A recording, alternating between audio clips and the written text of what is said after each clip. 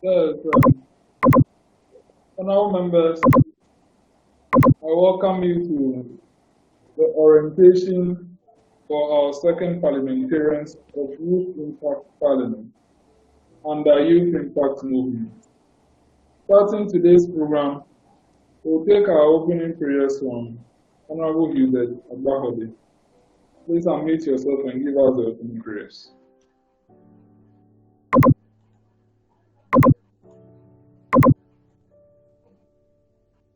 And in the Holy Spirit.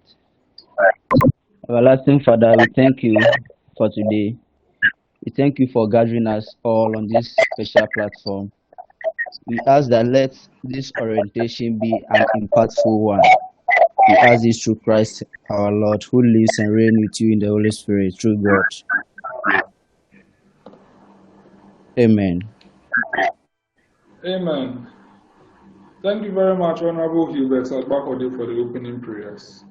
Honorable members, I want to welcome you all for the orientation for second parliamentarians. As you know, in every parliament, orientation is being held. Even in Parliament of Ghana, they have the Parliamentary Training Institute, which is to orient members on how to speak on floor, how to file questions, how to file presentations, how to write private member motions to understand the parliamentary system, passing of bills, speaking on floor, protocol, chamber rules. All of these are held to orient members on how to do their job, speaking on research and then all this. So it's a similar thing that we are doing here, and that is the basic aim for today's gathering. I want to indulge you all to take it serious and learn from it in preparation for your swearing in to have on the 13th of August 2022. I would like to take a roll call. I would like all MPs-designate, yes, to be confirmed elected, to indicate their attendance by writing their full name and constituency designate in the in-call message. So can you do that for us to know the MPs that have joined the orientation section? Write your name and your constituency designate in the in-call message and post it for us to see. For now, yes, I can see Honorable Francis Koji, Afram Place North. I can see Salamat Babo, Keta constituency.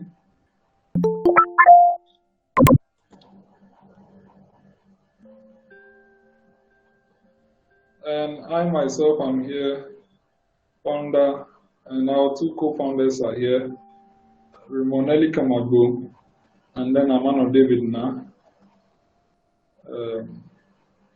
So please write your name and then indicate your constituency for us to take record of your attendance. I'll repeat this after each of the presentations. So we are moving straight to our first presentation for the day. And if you have questions, you know that right after, then you can ask your questions. I'll call you and you ask your questions. And please be brief with your questions. Can we know that there are 3 sections of the presentation? So if in case you have not heard something, you can ask it maybe at the end. So we'll take any other business before the last one. AOB. Before we close, so that if in case you have any questions, you can ask them. So we have, I can see Augustus Ajay Ishun, Tema West. I can see Franco Samson.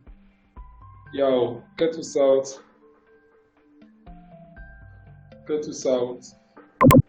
I know some of you are designations, but I want the minutes to capture it accurately by you yourself.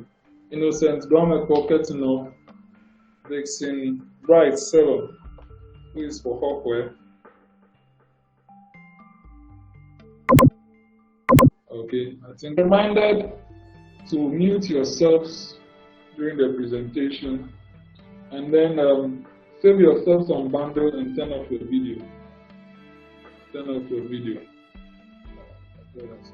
Amanor David now for Ningo Pram Pram. Grito Obed Chris for Whole Central. Raymond Elikem Agbo for Agotimes Yofi. And then I can see Janet Nuna Padley, Leje Kuku Constituency. Are you sure you are Leje Kuku? Yeah, I think you are giving power. So we'll be right during the preparations of the inauguration. We'll take you through the designations so far, the constituencies you have designated. So some of you might not really know as of now. Ken Elizabeth Mante, Tomebra Ogum. Yes. So I think the roll call will continue after the first presentation. The second presentation as well will do the roll call to ensure that all of you are properly captured by the records. Okay, so honorable members, without much ado, I'd like us to proceed to the next item, which is a brief presentation by Honorable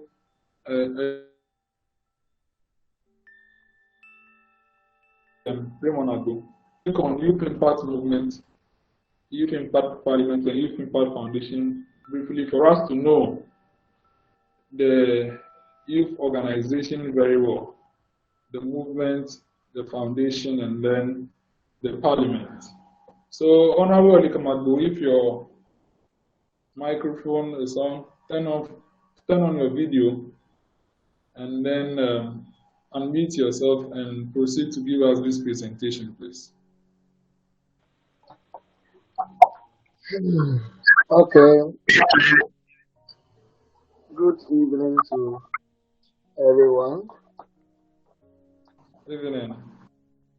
Okay, I will proceed. I'm having a little challenge with the positioning of my camera, but kindly pardon with me. I'm trying to sort it out while we proceed. Okay, so I think it's better now. Please, can you confirm if the video is better now? Oh, I can hear you, and we can see your face, so you can proceed with the presentation. Okay, all right. Thank you so much. Thank you. And then all protocol duly observed. I want to also specially welcome everyone on the platform for this very great event. Yes, we would have wished to have everybody in person, but we all can attest to the fact that the COVID, even though had been one of the hardest and then the bad things that have hit us in a few years, but it has also taught us very good things, like having to meet often on Zoom and then Google Meet and what have you. And so our distance is not really giving us any barrier at all. Thank you for making time for the orientation this evening. I'm also glad to be given the opportunity to speak on the Youth Impact Movement. And so I would just quickly proceed to what I am supposed to do. Now, Youth Impact Movement, yes, is a mother body of the entire Youth Impact family. And so we have the Youth Impact Parliament, we have the Youth Impact Foundation, then Youth Impact Movement mothers or serves as an umbrella for all this other branches or yes, let me say branches of the Youth Impact Movement. So I would also want to say Youth Impact Movement Yes, it's a youth movement based in Ho, the Volta region, founded on 22nd of April 2021 by Mr. Jones Amegashie-Viglo, a young intellectual political activist who is passionate about parliamentary democracy and African unity. Raymond, Elikem, Agbo, myself, and David Amanor, Narh are co-founders of the movement. The founding of the movement was precipitated by the frustration of the founder,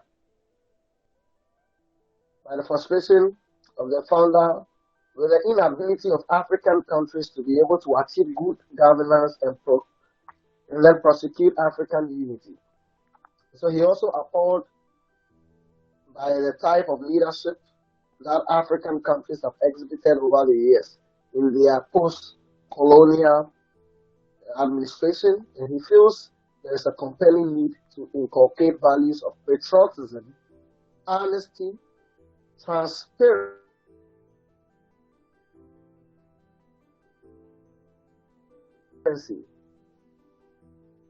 hard work, and selflessness, as well as dedication to youth and dedication to duty among the youths as future leaders of the country. Yes, so this is what has necessitated the founding of the Youth Impact Movement. We realize that there's a lot of problems with respect to corruption, mismanagement of resources, leadership, abuse of human rights, ethnic cleansing, civil strife, poor health, and what have you in our Ghanaian setting, the African setting, and also the world at large. But the Youth Impact Movement is looking at bringing like-minded youth to be able to look beyond these challenges that we find ourselves to meet in our various communities, yes, and wherever we find ourselves. Youth Impact Movement also looks beyond the rhetorics. We look at bringing creating a platform that will have youths that will come together and look beyond the rhetorics. Because today, leadership has become more of a rhetoric and then sloganeering and what have you. And so whoever that is able to communicate well, speak good English, articulate well with grammar, is given the opportunity whether the person can perform or not. And that has been one of the major problems in our part of the world. So Youth Impact Movement is looking at bringing people together, like-minded persons who will look beyond all these things and then create a very beautiful opportunity to be able to put together our skills, our initiatives, our minds, our knowledge into practice to make it become reality. Even though individual African leaders like Dr. Kwame Nkrumah, Flight Lieutenant Jerry John Rawlings of Ghana, Nelson Mandela of South Africa, Paul Muammar Gaddafi of Libya, Paul Kagame of Rwanda, and John Magufuli of Tanzania have demonstrated good faith and commitment to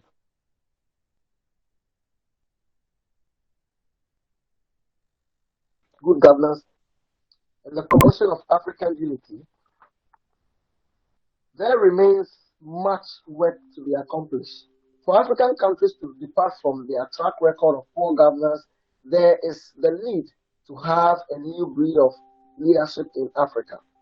This is what the Youth Impact Movement seeks to accomplish by making the movement a forum for capacity building for the youth in good governance. Aspect of this capacity building includes character training in integrity. Today, the youth are quick to do anything without having the notion or the mindset or even feeling that their integrity are going to be marred.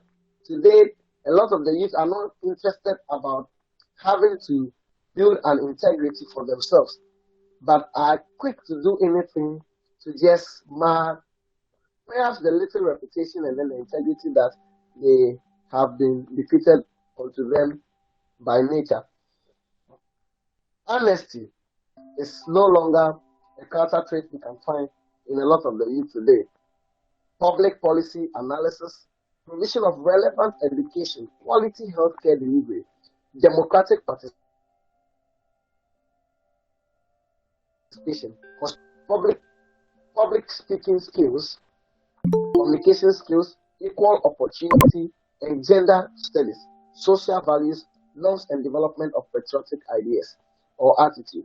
And so these are a couple of things, yes, one way or the other, problems that affect us as youth, yes, in our part of the world. And youth impact movement seek to create a platform to look beyond all these problems and then bring out very, very practical solutions, yes, to these problems. Vision. What is the vision of the movement? Youth Impact Movement seeks to become a virtual youth Pan-African parliament of excellence through Youth Impact Parliament.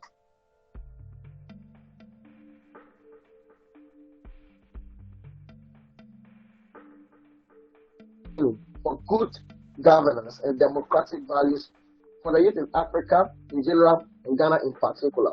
What is the mission of the Youth Impact Movement?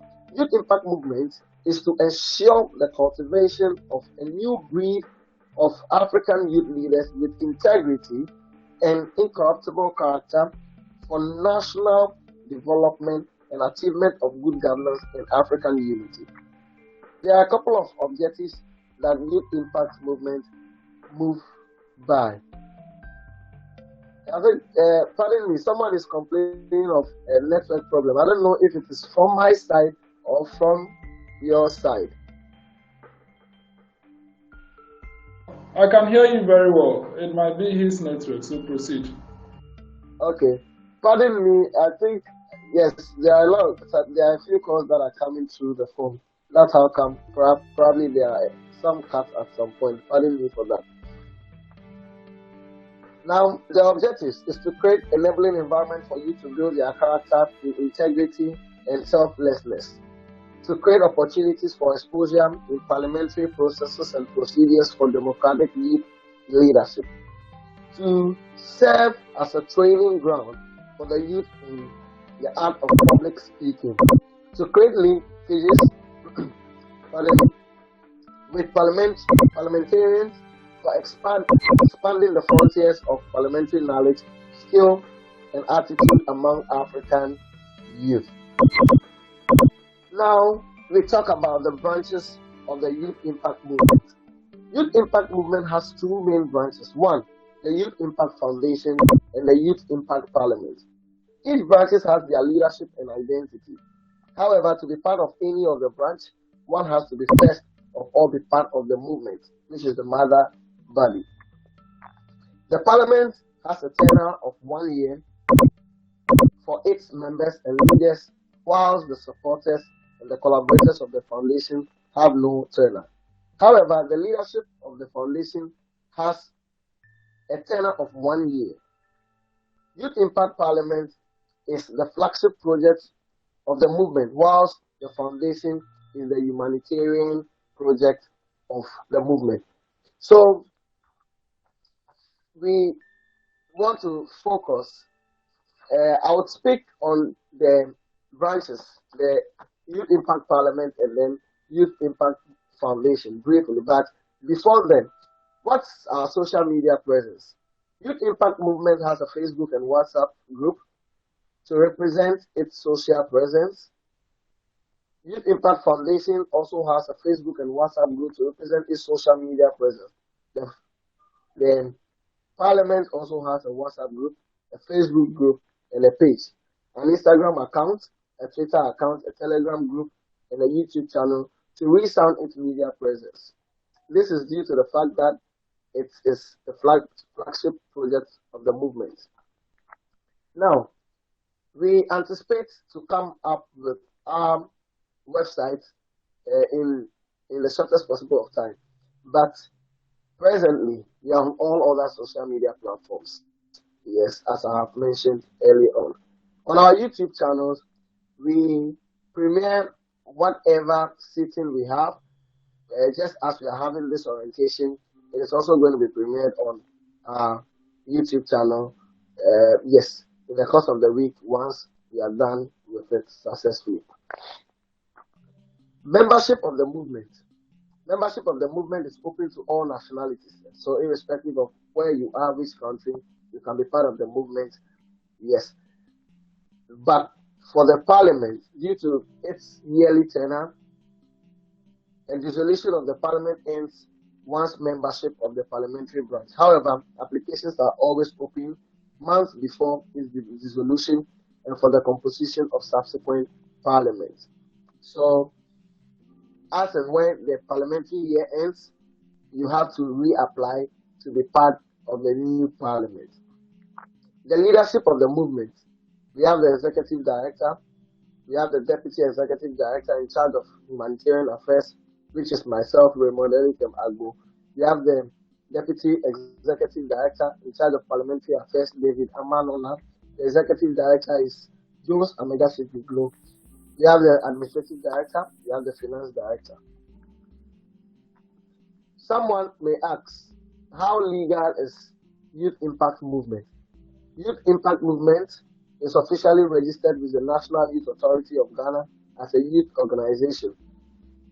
As we speak now, efforts are underway to register fully with the Registrar General's Department.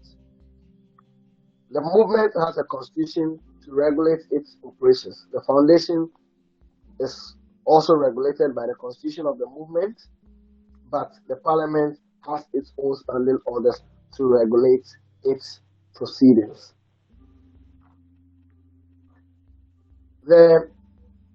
We talk about the finances of the movement.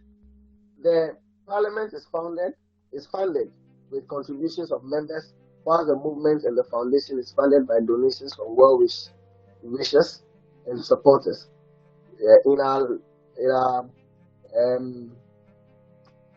had a donation from Honorable Lieutenant James Flolu, the the VCE for Apajatusa, to the Parliament on 22nd of April this year, and that cash donation was invested in the acquisition of a rope for the clerks and then the deputy clerk of the Parliament. We anticipate, yes, in the future to acquire a couple of things, and then I'm sure once we become part and parcel of the family, some of these things will be made known. The foundation is headed by myself, Raymond Elikem Agbo.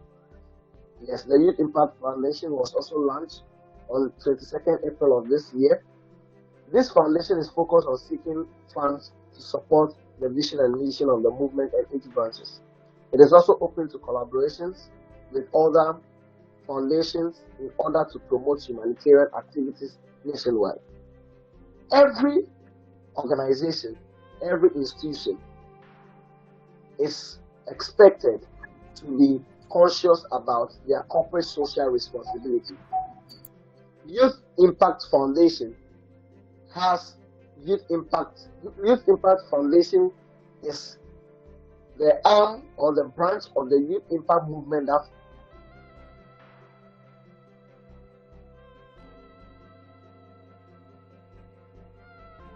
corporate social responsibility of the organization. And so we are not only thinking about ourselves and then whatever we do, but it is also our desire and our dream, yes, to give back to society. And so in giving back to society, we are not only looking at the less privileged. Yes, it is also part of the plan. Donations to charity home, less privileged persons, and that alone cannot be termed as humanitarian. And so we are also looking at training future leaders. These we are being particular and intentional about, because the betterment of tomorrow for our country and our continent depends on how we invest in our leaders today intentionally. We are looking at capacity building, public speaking. Today, a lot of leaders are unable to come out and then speak well. There is one thing to speak and there is another to communicate. You can speak and people hear, but are people able to listen and go through the communication cycle where they receive the information and they are able to decode, encode, and then send back as a feedback. We also anticipate to build political networks, expand our social networks, position them for employment and appointment considerations in the near future. This is about the foundation. Now, the Parliament,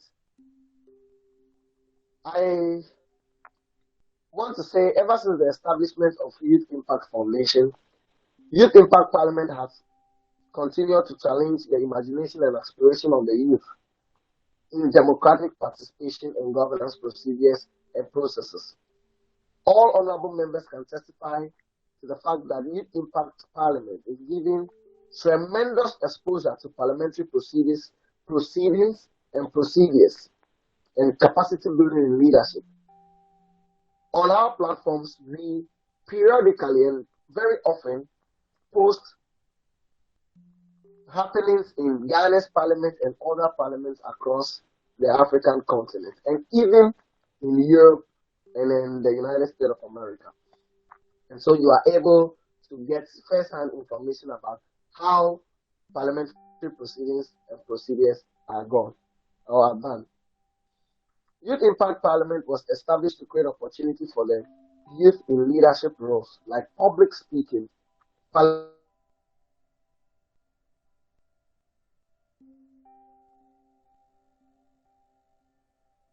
business.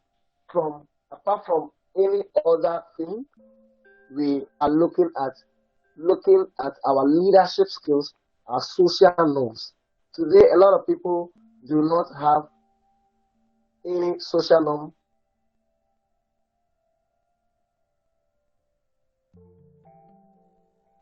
So it is one issue that the Youth Impact Parliament looks at and then seeks to bring solution to that problem. To end my speech, briefly, I would want to just touch finally on the Youth Impact Parliament as I have already started. So we have had, yes, looking at where Youth Impact Parliament started from and where it is today within a year, it is clear that the Youth Impact Parliament has a lot of potential at hand. Just within the first parliamentary year, Youth Impact Parliament had not less than 10 sittings.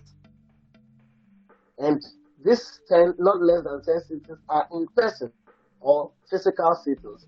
We have also had not less than 10 virtual leadership seminars where we had very, very prominent and then very, very important people in our Ghanaian political space and leadership space coming to speak with us on the leadership virtual seminars. We've had the likes of Edem Agbana, we've had the likes of Honorable Peter Notukwete, we've had quite a number of people passing through. And as we speak now, we have a tall list of other personalities who are going to also be on the virtual leadership seminars.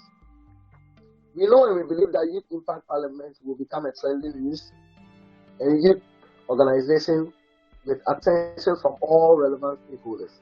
In no time, official invitations will come from the Republic demanding for representations from the Youth Impact Parliament on statutory bodies of state agencies. They shall receive invites on national televisions and radios, and every big institution definitely starts very small. Even though we have started, we know it's already big here. The composition of the second parliament that we have now, where it has necessitated this very beautiful seminar, I would want to say that we, as published, we released applications for constituencies within the Volta region, within OT region, within Eastern region, Greater Accra region, and all these are totally 93 constituencies. That means 18 from Volta, 8 from OT, 33 from Eastern, and 34 from the Greater Accra region. The directorship of the movement, in consultation with the Appointments Committee of the first Parliament open nominations for applications for their first batch.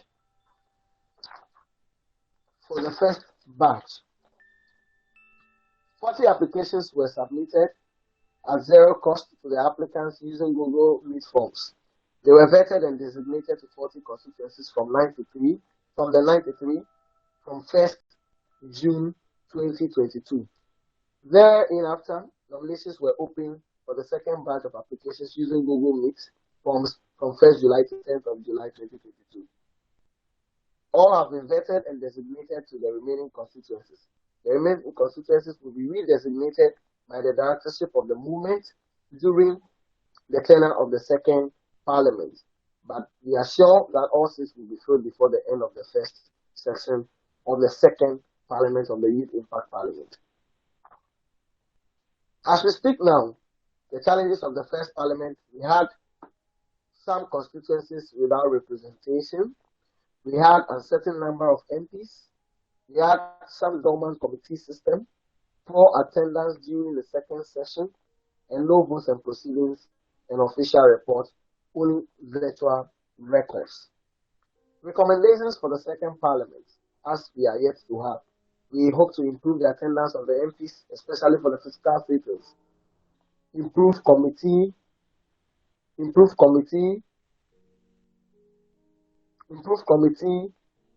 system, improve record keeping by table office. Products of the Youth Impact Parliament, active and consistent monthly plenary sessions. This we already do and will still be rolled out. Virtual leadership seminar at least once per month. And so at least every month we have one virtual leadership seminar. We have panel discussions among MPs, which are pre-recorded videos. Then we have time with MPs. And so those ones are also pre-recorded videos. And then we have lectures at sittings by MPs. In conclusion, I would want to say that this is Youth Impact Movement, which has the branches of the Youth Impact Parliament, Youth Impact Foundation. The foundation is focused on corporate social responsibility and then impacting the individuals. The Youth Impact Parliament serves as a platform to exhibit and then to learn the parliamentary processes and procedures. The movement is the mother union that houses the two branches. Ladies and gentlemen, thank you for lending me your ears for all this while to give you this presentation. Thank you so much, and then I hope to get questions for clarification. Thank you. Thank you very much, Honorable Elikem Agbo. Thank you so much for your presentation.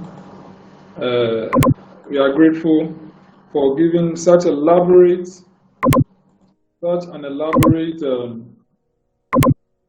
information on the foundation, the parliament, and then the movement itself.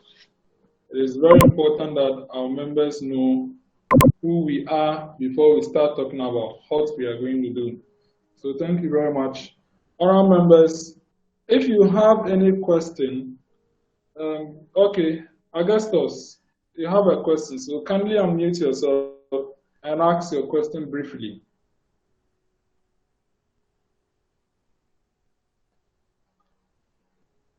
Yes, Augustus, Honorable Augustus. You don't have a question. I thought you had a question. Okay, does anyone have a question? Oh, you are clapping.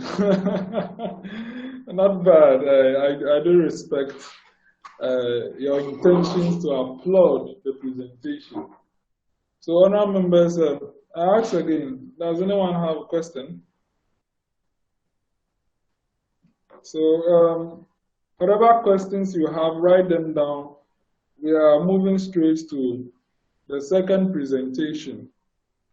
And then that one would tell you all you need to do and know as MP specifically.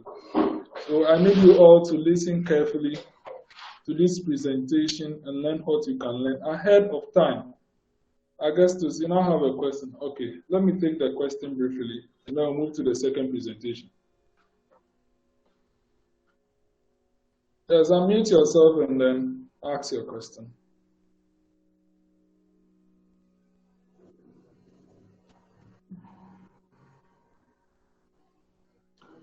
Okay, your question is about the venue.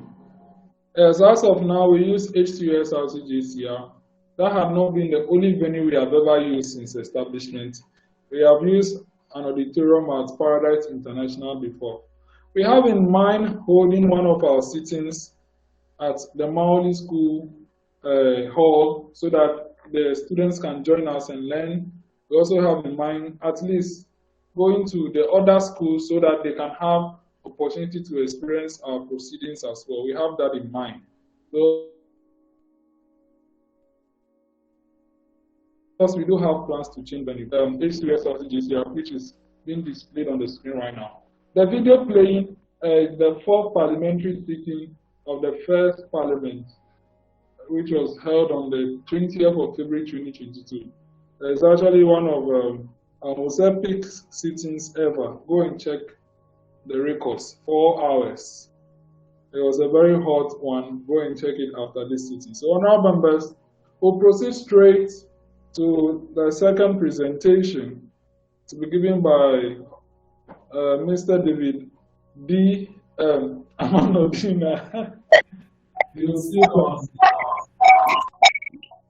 He'll speak on orientation. He'll speak on the parliamentary rudiments, dynamics, your duties, to give you more exposure on what happens in the national parliament and give you what happens in Youth Impact Parliament, the opportunities over there to brand yourselves, project you, and of course, share your knowledge with us, participate in what we do. And that is basically the impact you really enjoy. So, honored members, I now invite Amanor to take the seat and then give us this presentation. Thank you. Hello, good evening. Can everybody hear me? Okay, so thank you very much for the opportunity, and I must welcome you all to Youth Impact Parliament. The returning members, as in the members from the first Parliament, you are very welcome as far as the second Parliament is concerned. And I wish to welcome the new applicants here to be declared MPs to the second Parliament. I must say that all of us here on this particular platform has chosen the right order to write our names in the book of history as far as youth development is concerned. But again, once we have taken the opportunity upon ourselves to write our names in the history of youth development, it is also incumbent on us to take the bull by the horn. Most often, people are very happy and excited when opportunities of this nature are being given to them.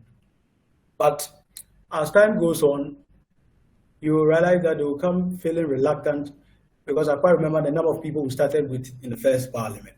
But to the last sitting we had recently, the number was not really encouraging.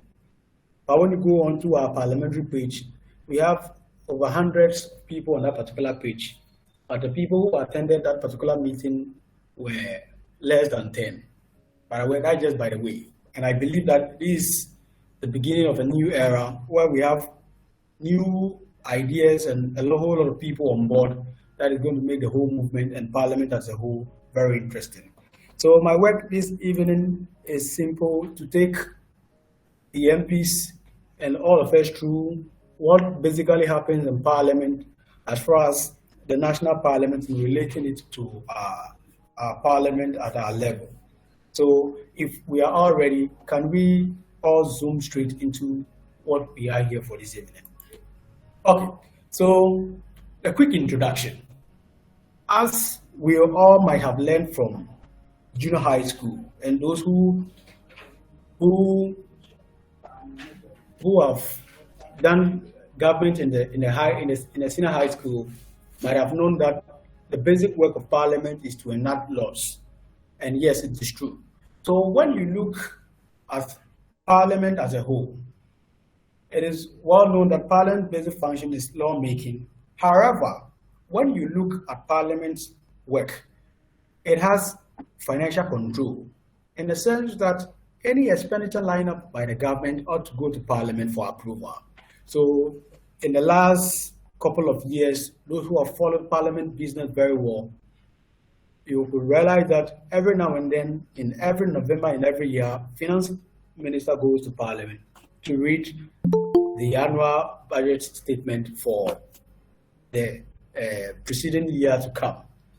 I'm sure probably we are in the known that pretty soon Finance Minister will be going to Parliament to read the mid-year budget review to Parliament. So Parliament has the financial control function as in to approve the financial and then the expenditure lineup of government.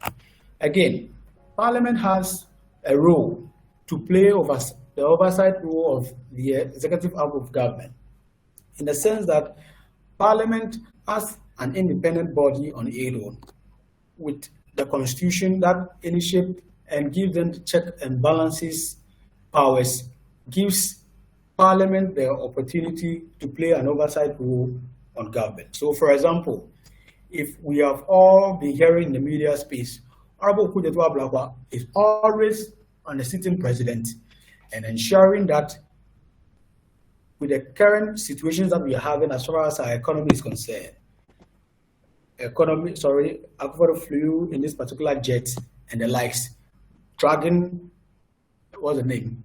The ministers who are responsible for answering questions as far as that particular travel is concerned to Parliament for answering. We could equally, if we could recall, he again had brought up the issue of this national cathedral kind of something, dragging the executive to Parliament for undertaking a particular expenditure lineup that did not come to Parliament for approval. So basically, Parliament has these powers to play that oversight role on the executive arm of government. Again, Parliament has the representative forum, which means that we have 275 MPs as far as our national based Parliament is concerned. So currently, if we should zoom it down to Youth Impact Parliament, we are currently having 40 plus MPs who have signed up and subscribed to the second Parliament. Again, Parliament has the deliberative function, whereby motions are being tabled in Parliament for debates and approval. So basically, Youth Impact Parliament falls under the last function that ought to do with Parliament, because financial control, oversight role, representative forum, we don't really have that particular structures at our level. We don't have executive arm, we don't have the judicial arm where we'll be playing roles. We don't really have any kind of cumbersome financial dealings to do with which will come to our Parliament. So ours is basically to give us the opportunity to develop ourselves as far as our debating skills and public speaking is concerned. So we proceed. So now, Youth Impact Parliament. Youth Impact Parliament, as everybody knows, creates an opportunity for youth to be groomed in leadership roles, public speaking, parliamentary business, social norms, and values in Ghana. Maybe we don't know, but to me, once I'm available in Youth Impact Parliament, the social norms and values in Ghana, we will know it. Because as far as I'm concerned, I've always been having the argument time in and time out that the youth of our generation, we are not the future leaders, because the social norms and values that have been instituted by our great-grandparents before we've taken the advent of social media to destroy all. So Youth Impact Parliament is going to give us the opportunity to groom ourselves in all these particular aspects, most especially public speaking and parliamentary business. Because I do say that not everybody,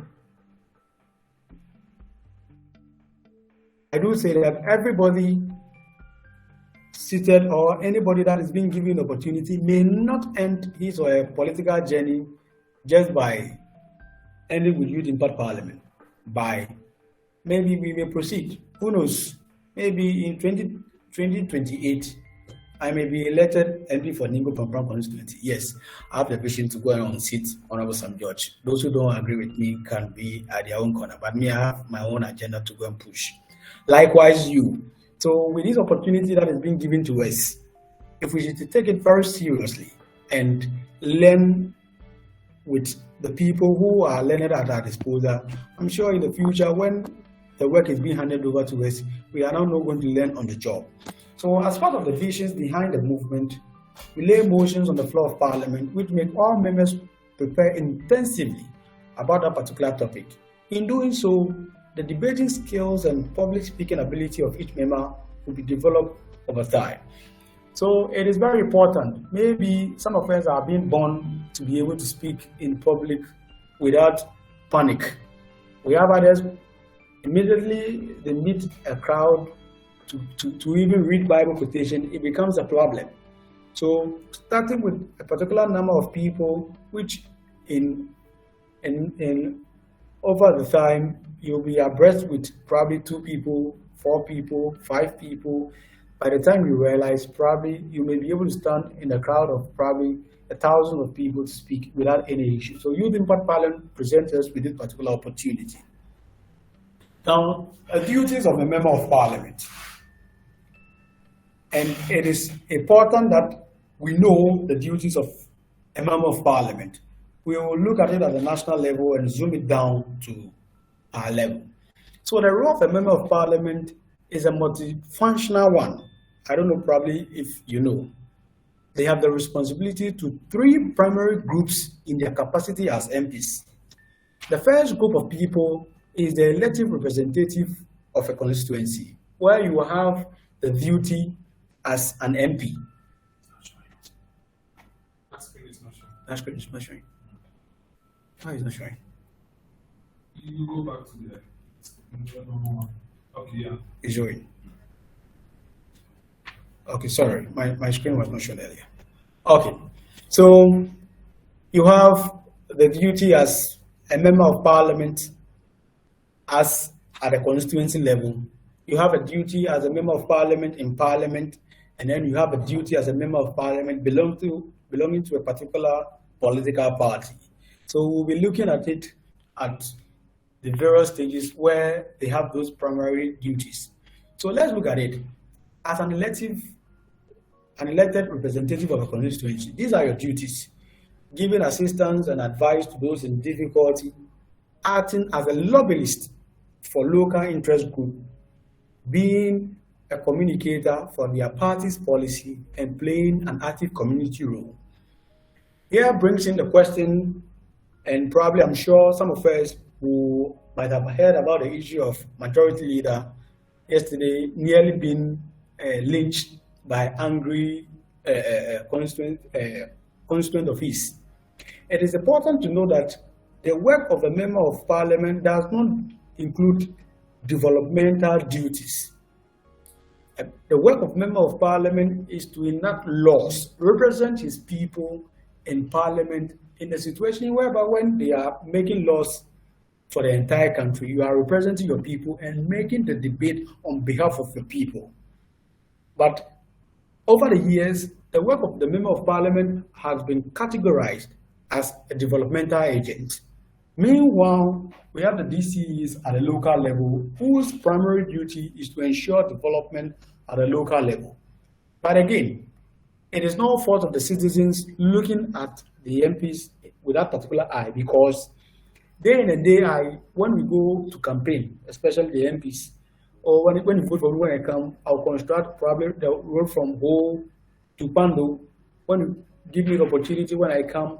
So apparently, when you give them this opportunity and you vote for them as MPs, when they get there as MPs and they realize that their works are not for development, but rather in Parliament. That is why you realize that we have some members of Parliament that would never show in the constituency throughout probably a whole 4 years in Parliament. But on the floor of Parliament, that particular MP is very active and working. Primarily, if we should zoom our lenses down to the work of an MP, basically that is what he or she is to do. But with the system that we've structured for ourselves, it has looked like when there's a funeral, MP must be there. Yes, it's part of our culture as people that leaders in position, when we are in times of trouble, they come down. When someone is doing adultery, the person must be there. To the extreme that I'm sure if any of us in this particular meeting should be heartbroken about an MP who lost his seat in the 2020 election, should be Honorable Bernard Okoboy. If we all can attest to how vibrant Bernard Okoboy is, but his constituents are of the view that he did not allow them to celebrate more because his argument was of the view that COVID is on the rise, and because of COVID spreading through contact, that cannot be happen under his watch as Deputy Minister of Health. So because of that, they voted him out. Meanwhile, on the floor of Parliament, and as a work as MP, he is doing very well. And again, we have a lot of other examples of MPs who had suffered that particular catastrophe as far as the public mentality of our MPs are concerned. So it's equally an opportunity for us as youth MPs to begin educating our parents at home, the community at large, that the primary work of an MP is to make laws so that we begin directing our focus and attention to the DCs and MCs of our various municipalities and districts. Because as far as I'm concerned, if I should put it direct, probably to the constituency that you are representing, that has the same name as the district or the municipality. If I ask you what is the name of that particular MC or DC, you will not know, but you know the name of that particular MP. And the one who is responsible for development at that particular level is not really chastised and brought to the light for him or she to do the work that he was to do. But we always bring the MPs on board. So when you're looking at the second point under the elected representative of a constituency, you say acting as a lobbyist for local interest group. Yes, it is true. Honorable Benjamin Bodo can use his powers as an MP and the links that he has built to be able to lobby for the road in Mauli Estate to be constructed or asphalted. Yes, that is his work. But to make the argument that it is his duty to construct road, to provide water, to do the other duties that ought to be done by the DCs, it's out of place. MPs can help.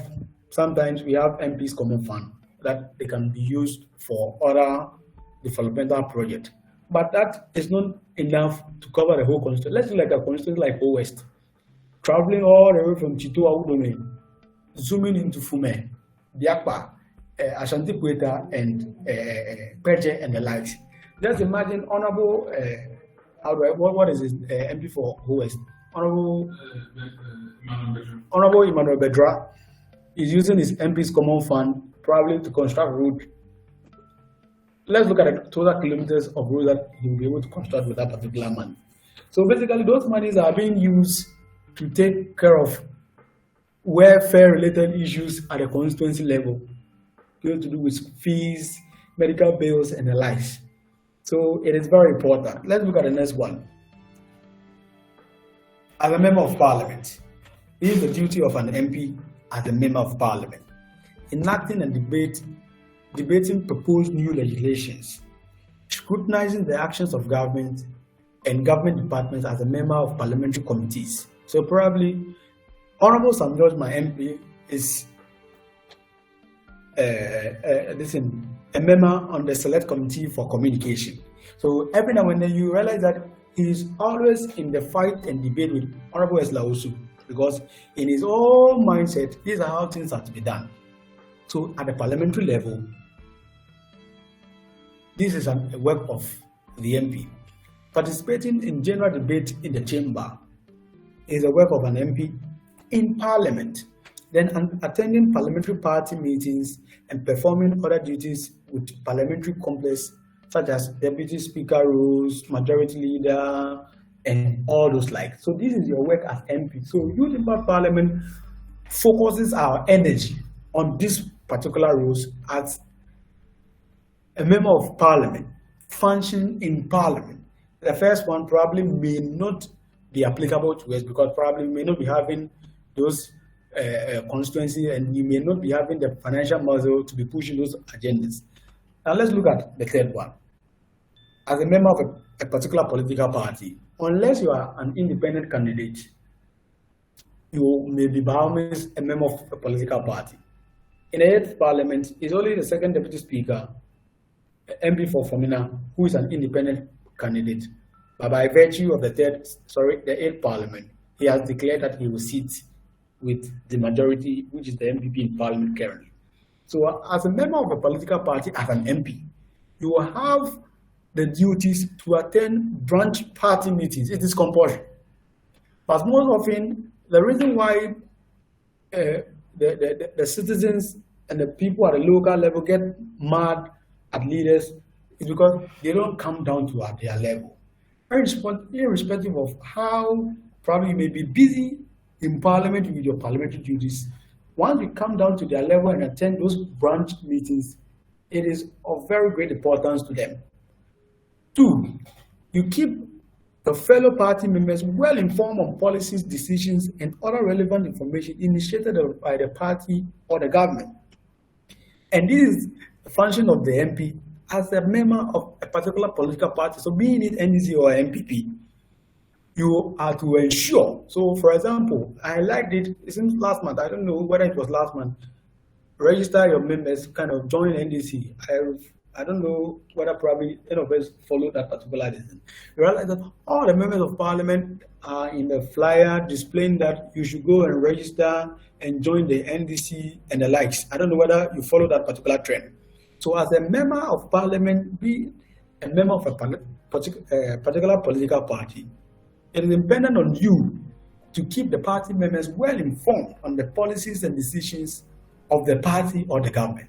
So, for example, Honorable John Peter Mewu, it is your responsibility as member of Hallwell constituency to inform the party members and the people of Hallwell of what the government is doing.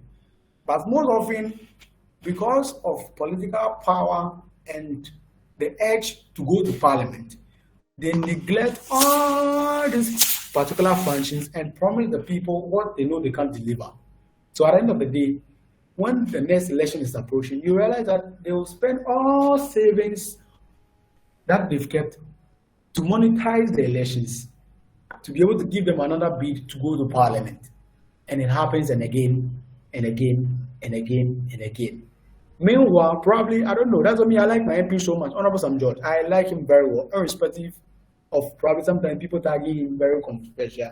I like him because as far as him pushing the LGBT QRS plus bill in Parliament, when he was asked that upon all the numerous challenges that we are having in the constituency, is this the only thing he sees very essential for the people of the? And he said yes, because as far as he's concerned, and a member of Parliament for Ningo Pram constituency, this is what his people want.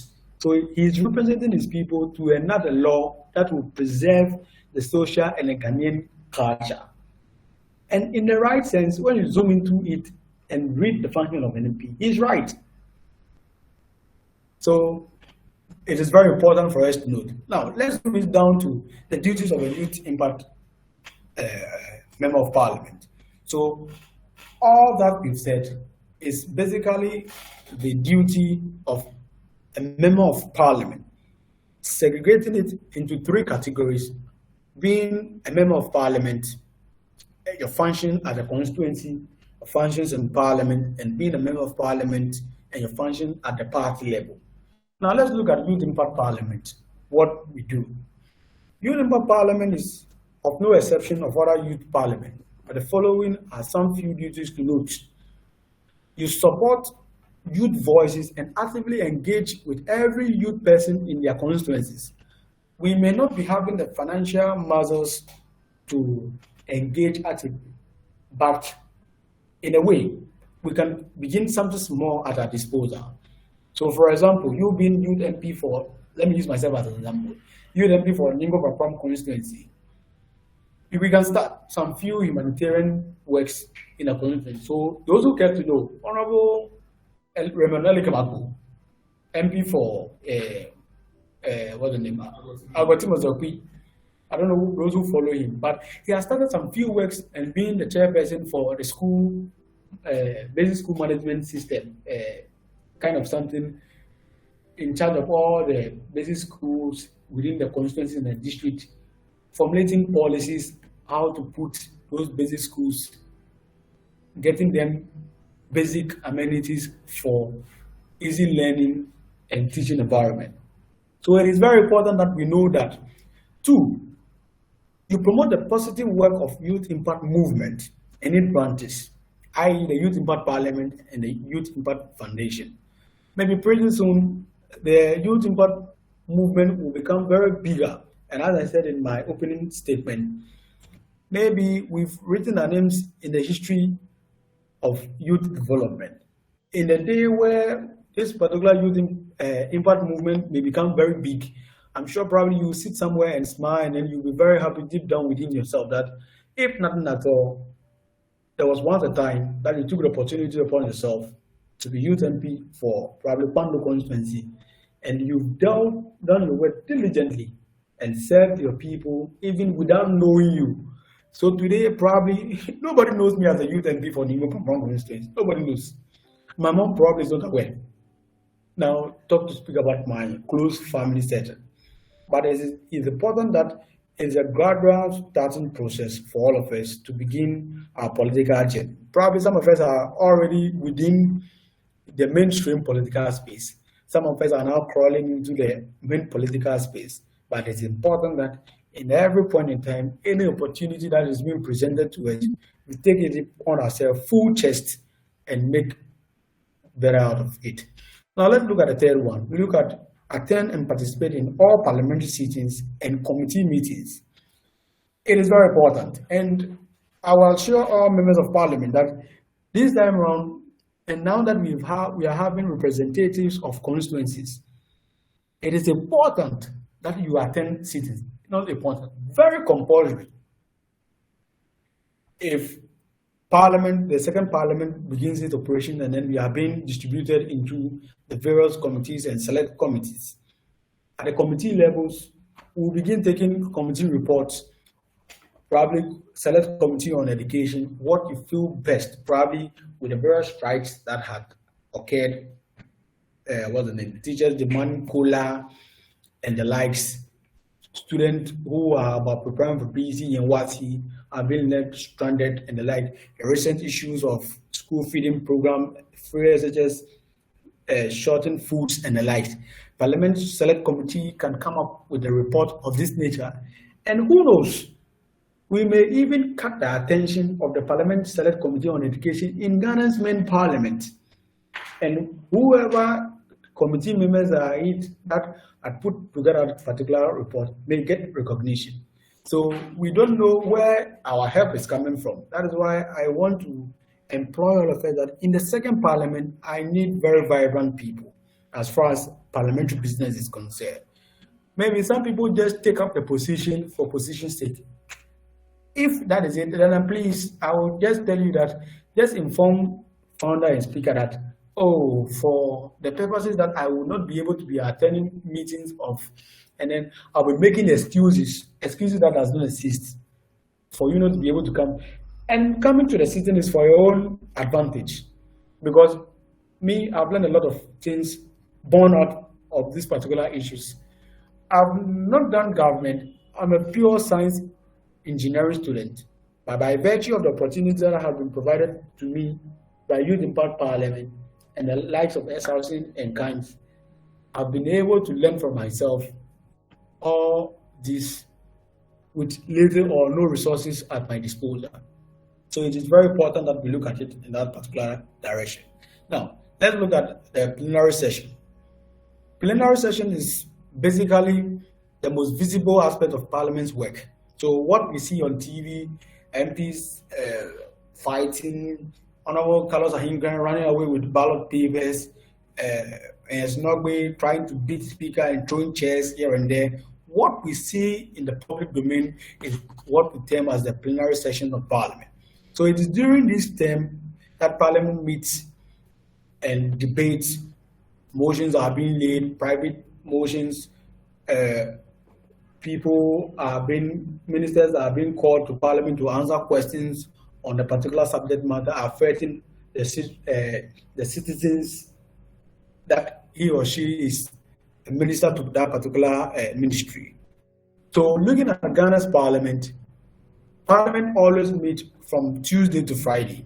Yeah, Monday is a holiday in Parliament. So once we are a member of Parliament in Ghana, Monday is a holiday. The reason being that Friday, after parliamentary business, you might have zoomed back into the constituency. And they have the argument that probably you may not be able to return back on Monday early in the morning and zoom to Parliament to be able to come and do your work. So they've made Monday a holiday in Parliament for MPs who will be traveling for, probably you are MP for Boko Central, up there. Traveling up and down may not be too convenient for you to come back Sunday evening and attend Parliament on Monday. So Tuesday had been designated for the week starting in Parliament. And when you go to Parliament, within these 4 days in a week, sittings start at 10 a.m. in the forenoon. So Parliament has its own language that we must learn as far as our parliamentary journey is concerned. So what we term as AM, PM, so they have what we call morning, they call forenoon. Afternoon is afternoon, and then in the evening. So those who have observed critically, that got to do with 8 US Housing Parliament. In time past, if the sitting will be in the morning, you realize that it has been written 10 a.m. in the forenoon, 12 p.m. in the afternoon, 7 p.m. in the evening. I get it. So 10 o'clock in the forenoon, 12 o'clock in the afternoon, and then 7 o'clock in the evening. So basically, this is the parliamentary language that I'm sure we will learn. And as time goes on, we will learn more when the opportunity comes. And it is also very important that once you present yourself to all cities, there is more that you will learn. Now, Parliament's most important task is enacting laws takes place. So the most important job of Parliament, that is enacting laws, takes place within the plenary session. So you realize that a bill is being laid in Parliament. Once a bill is laid in Parliament by whoever, it can be a minister, it can be a private member bill, like what Honorable Sam George is pushing. So a private member bill can be laid in Parliament. Then we take the consideration state of the bill. It is being read for the first time, the second time, the third time. If there are no objections to that particular bill, then it is being passed. President has sent his signature, and then it becomes a law. So those who followed the e-levy bill kind of something, I don't know whether those of us who followed it keenly, it had it fought and back. The minority having their own fair issues, debate, they have to stage their debate for the percentage to decrease from 7.5 to 1.5 to when it was agreed for its passage. And the president has sent its signature for it to become bill. I'm sure these are some few things that probably might have been in the known already. Now, Youth MPs-Parliament meet once every month, usually during the weekends, and sitting hours range from 2 to 4 hours. So it is very important, and this is very flexible for all of us. And once we are beginning a new parliamentary year, I'm sure new parliamentary calendar will be drawn, where it will be in the known of everybody when a particular sitting is occurring in a particular month. So in the month of August, when probably the sitting will be occurring on 17th August, it is in all of us are known. It will be in all of us are known that it is on 30th August that the sitting, and we must all prepare towards that particular day, whereby probably we know that there may be circumstances that is beyond our control that may prevent us from attending that particular sitting. but it is very important that we make it to that particular sitting, because the more we come there, the more we share ideas and the more we learn from each other. It's very important that we do it that way. And we don't keep long there, between 2 to 4 hours. The other man will tell you, ever, then we are gone. So it is very important. Now, let's look at order of business as far as Youth Impact Parliament is concerned. So, any normal sitting that comes with Youth Impact Parliament, it is important that we know this is the order of business as far as Youth Impact Parliament is concerned. We take prayers. So to the new members who are confused about what the prayers look like, I'm sure when time goes by, you understand. But brief explanation to the prayers is as we normally pray, like opening prayer during every meeting. Probably we have a meeting and say, oh, Honorable guest of the Sean, please pray so that we start the sitting or the meeting, then pray. But in this particular instance, a specialized prayer purposely for Parliament is being designed that is only said by the speaker and whoever is acting as the speaker. So it has Almighty God, we humbly beseech thee, blah blah blah blah blah blah blah, kind of like that. And I'm sure when you hear the words of the prayer, I'm sure you'll be touched. The Holy Spirit will descend on you, and you will feel very good. After prayers, we take oaths. So oath of allegiance, where we swear, kind of, I'm sure we understand that. Then we take communication from founding fathers, the founding father, the co-founder in charge of the foundation, and the co-founder in charge of parliamentary affairs. Then we take communication from the speaker. It can be his opening or welcoming address or kind of something. That is how it looks like. Then we take adoption of order paper. So those who may be new to all this, order paper simply means the agenda. When we go to our normal meetings, you will realize that it is being written on top agenda. Then the number 1, 2, 2, whatever number or number of items that is available for discussion. So in Parliament, the agenda is called order paper. So it is very important for us to note. Then from adoption of order paper, we do introduction of members. It's very important so that we know which constituencies MPs have neglected their people and not coming to Parliament. Because you've chosen that you will be the youth MP for Agbo constituency by nobody's effort, by nobody pushing you, by your own virtue, and then looking at yourself deep down, you've taken it upon yourself that you want to be youth MP for Agbo constituency. So it is very important that you come to meeting. Then we take it from commencement of private business. So private business can be petitions, statements, questions, and private motions. So petitions can be, for example, a petition was laid for Honorable Ajosafo and Kennedy Japon and Kote to be dragged to the Privileged Committee to answer questions why they've absent themselves from Parliament for 15 days without any notice to Speaker. So in the same light, if anything of such nature ought to be done, I can equally file a petition to Speaker wanting why this particular committee, probably Parliament Select Committee on Education, has not submitted their report in the last sitting. Then we can look at statement, public statement. So probably a statement can be taken from any member of Parliament as at when that particular item is being ordered for a statement to be made. So I can make statement on the recent strike, food shortage in the senior high schools, any statement that is of public interest. Then look at questions. You ask your own private question, and then you look at the private motions. You can table private motions for debate as far as business is concerned. Now, we look at commencement of public business. Comment of public business, business ought to do with our normal business in Parliament. That ought to do with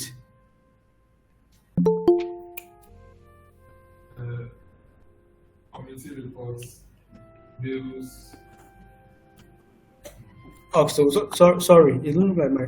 So the commencement of public business ought to do with presenting of committee reports, laying of bill in parliament, and the likes. So that is commencement of public business. Then we look at commencement of debate. So probably the motion for debate that day probably may be monetization of Ghanaian politics, either by the citizens or by the politicians, or the advent of social media is a curse on academic excellence. We don't have a particular pattern of which topic are being chosen or a particular trend.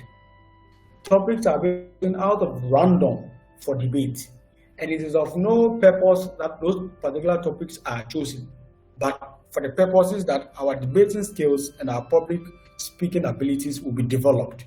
So, irrespective of the topic that is being picked, it is important that we take that opportunity upon ourselves and make debate on floor of parliament so that we can be able to develop ourselves as far as our public speaking and how do I put it, parliamentary debates are concerned.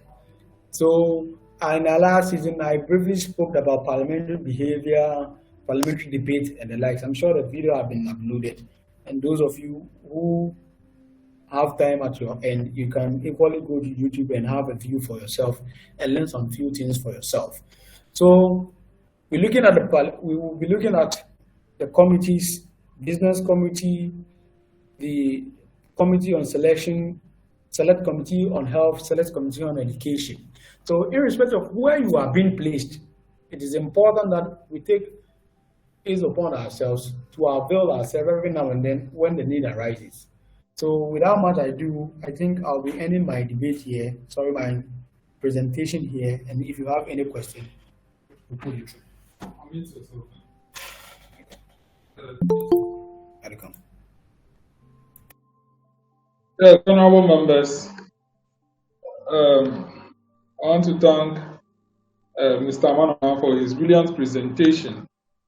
And as he advertised, if you have any question, you can indicate and I'll call it to ask your questions.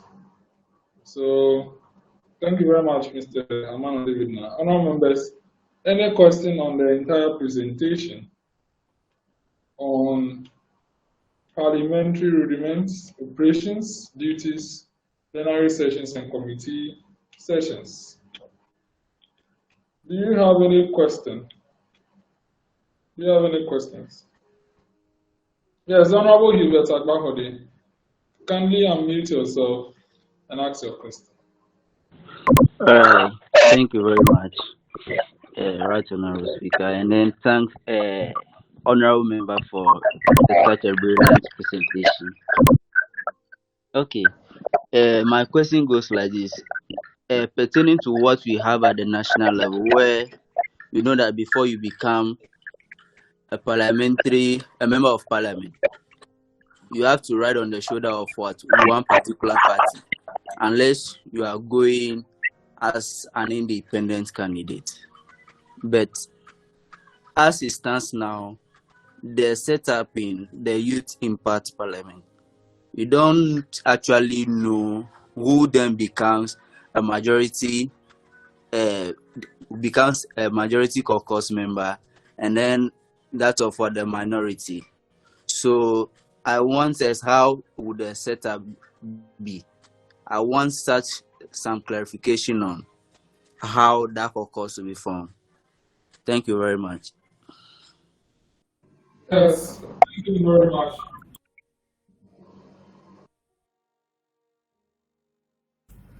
Thank you very much. Yeah, thank you very much for your question. As a matter of fact, you know very well that things are not run on political tickets in Youth Impact Parliament. Per the standing orders draft, which will be finally approved at the last sitting of the first parliament, it's very clear that the office of the speaker, in consonance with the office of the clerk, that will designate members to the appropriate caucuses.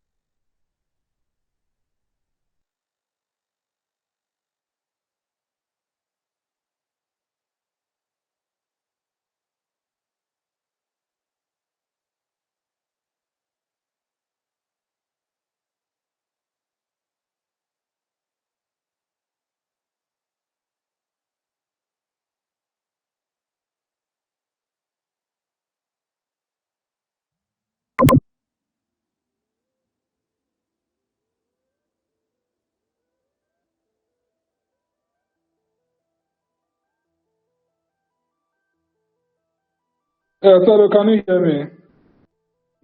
Okay. I think my device lost network.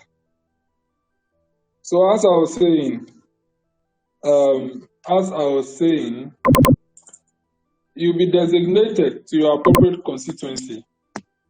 You'll be designated to your appropriate constituency before the inauguration. It is the office of the clerk and the office of the speaker that does these designations.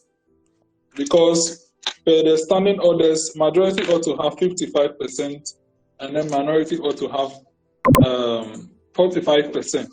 So if we allow you to choose your constituency, obviously you might have minority outnumbering majority. So in order to control and always ensure that indeed majority has the numbers, that is on paper. For your presence at sittings, we can't control the number of members who will come on each side. Yes, but for paper, we'll designate in order to ensure that that ratio is being met. Any other questions? Or if you have a follow-up? Yes, just indicate it. Yes, billionaire. So please, you introduce yourself before you ask the question. So let's have billionaire first.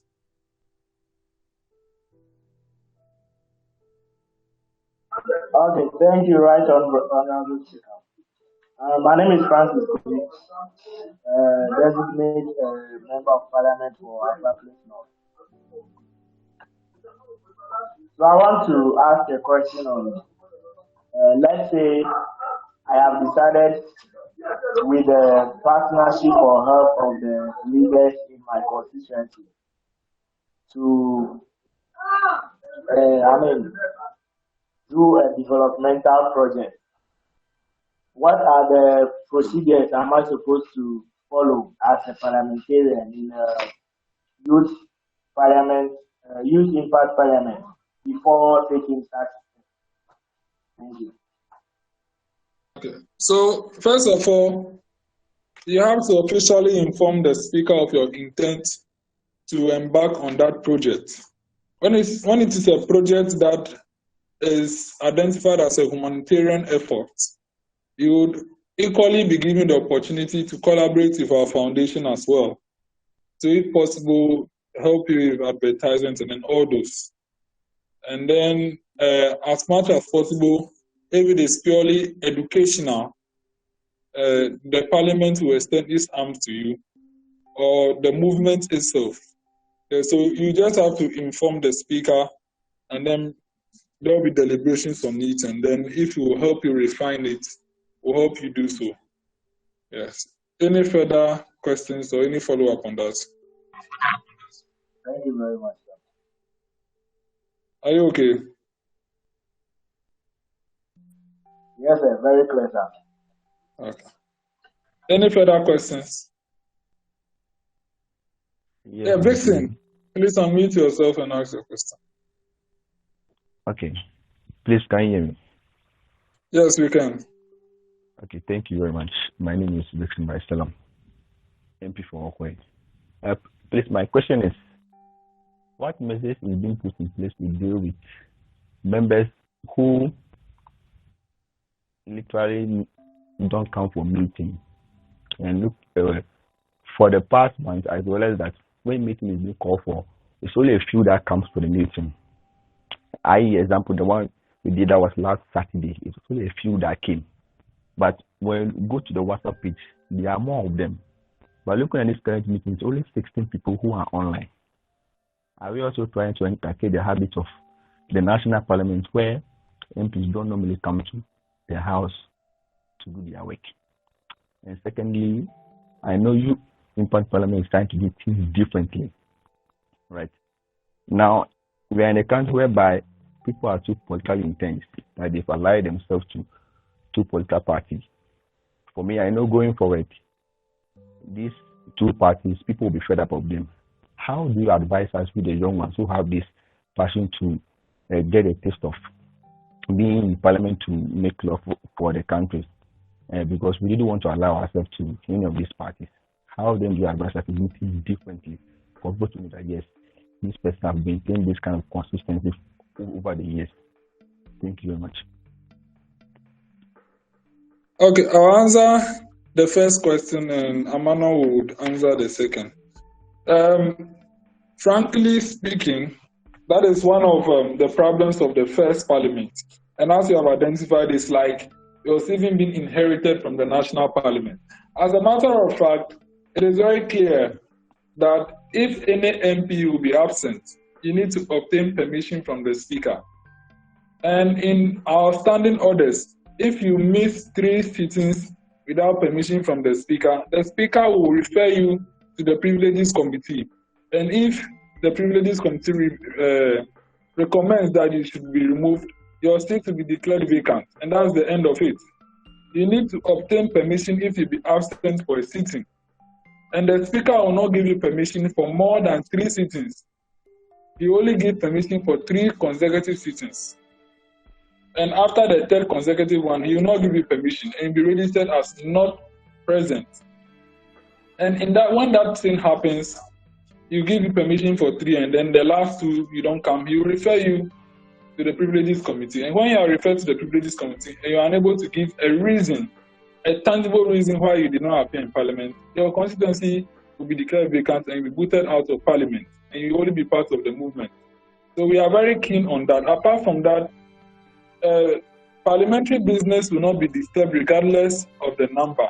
That is why we have a counter motion of 1 person being in the chair, 1 person at clerk's table, 1 person majority, 1 person minority. Business will proceed.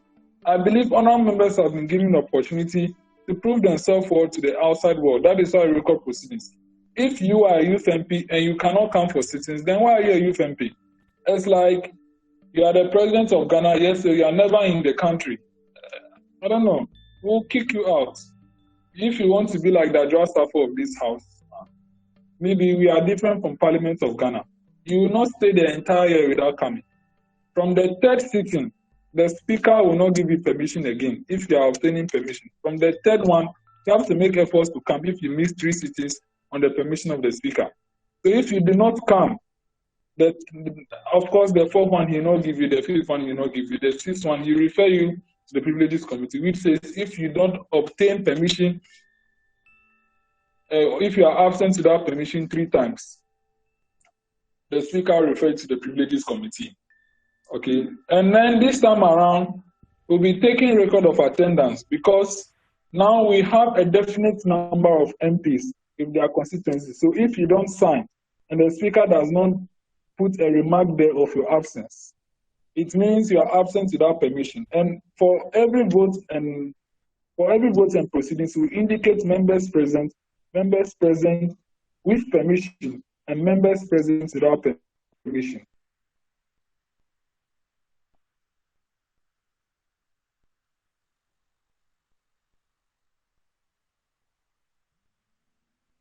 So the records will be clear. The records will be clear. And this one said, the deputy clerk operation it will kick you off. Yes. So that was it. Okay, thank you very much. Before Honorable Amanor comes in, my last question is, do you have any plans to extend the YPA to our sister university to make the movement stronger than an apartheid? YIP is not affiliated to any institution. So we are not going to establish branches in institutions. It's more of a national thing, just like we don't have Parliament of Ghana separately in Western region and then all those. It's just one with constituencies. So if any expansion, it is to maybe expand other regions to have their constituency represented. But YIP in itself will not establish a branch. Already the movement is open to everyone. The movement is open to everyone. So far as you are interested, you join the movement regardless of where you are. We have someone who is in Uganda, who is a member of the movement, registered. He filled the membership form. Please, all of you ought to fill the membership form for the movement. It is different from the application to be an MP. And you should be reminded that you cannot be an MP without being part of the movement. So if you have not filled that form, go and fill that form. Investigations will be done on that. So we will not establish any branch in any sister university. No. It's one unit that has representatives from constituencies being selected. As of now, we have 4 regions, making 93 constituencies. Maybe in the 3rd parliament, we might add Ashanti, we might add Central region, and then some other regions to it. Maybe by the 5th parliament, all 275 constituencies will be represented. Okay. So Amanor will answer your second question. Okay.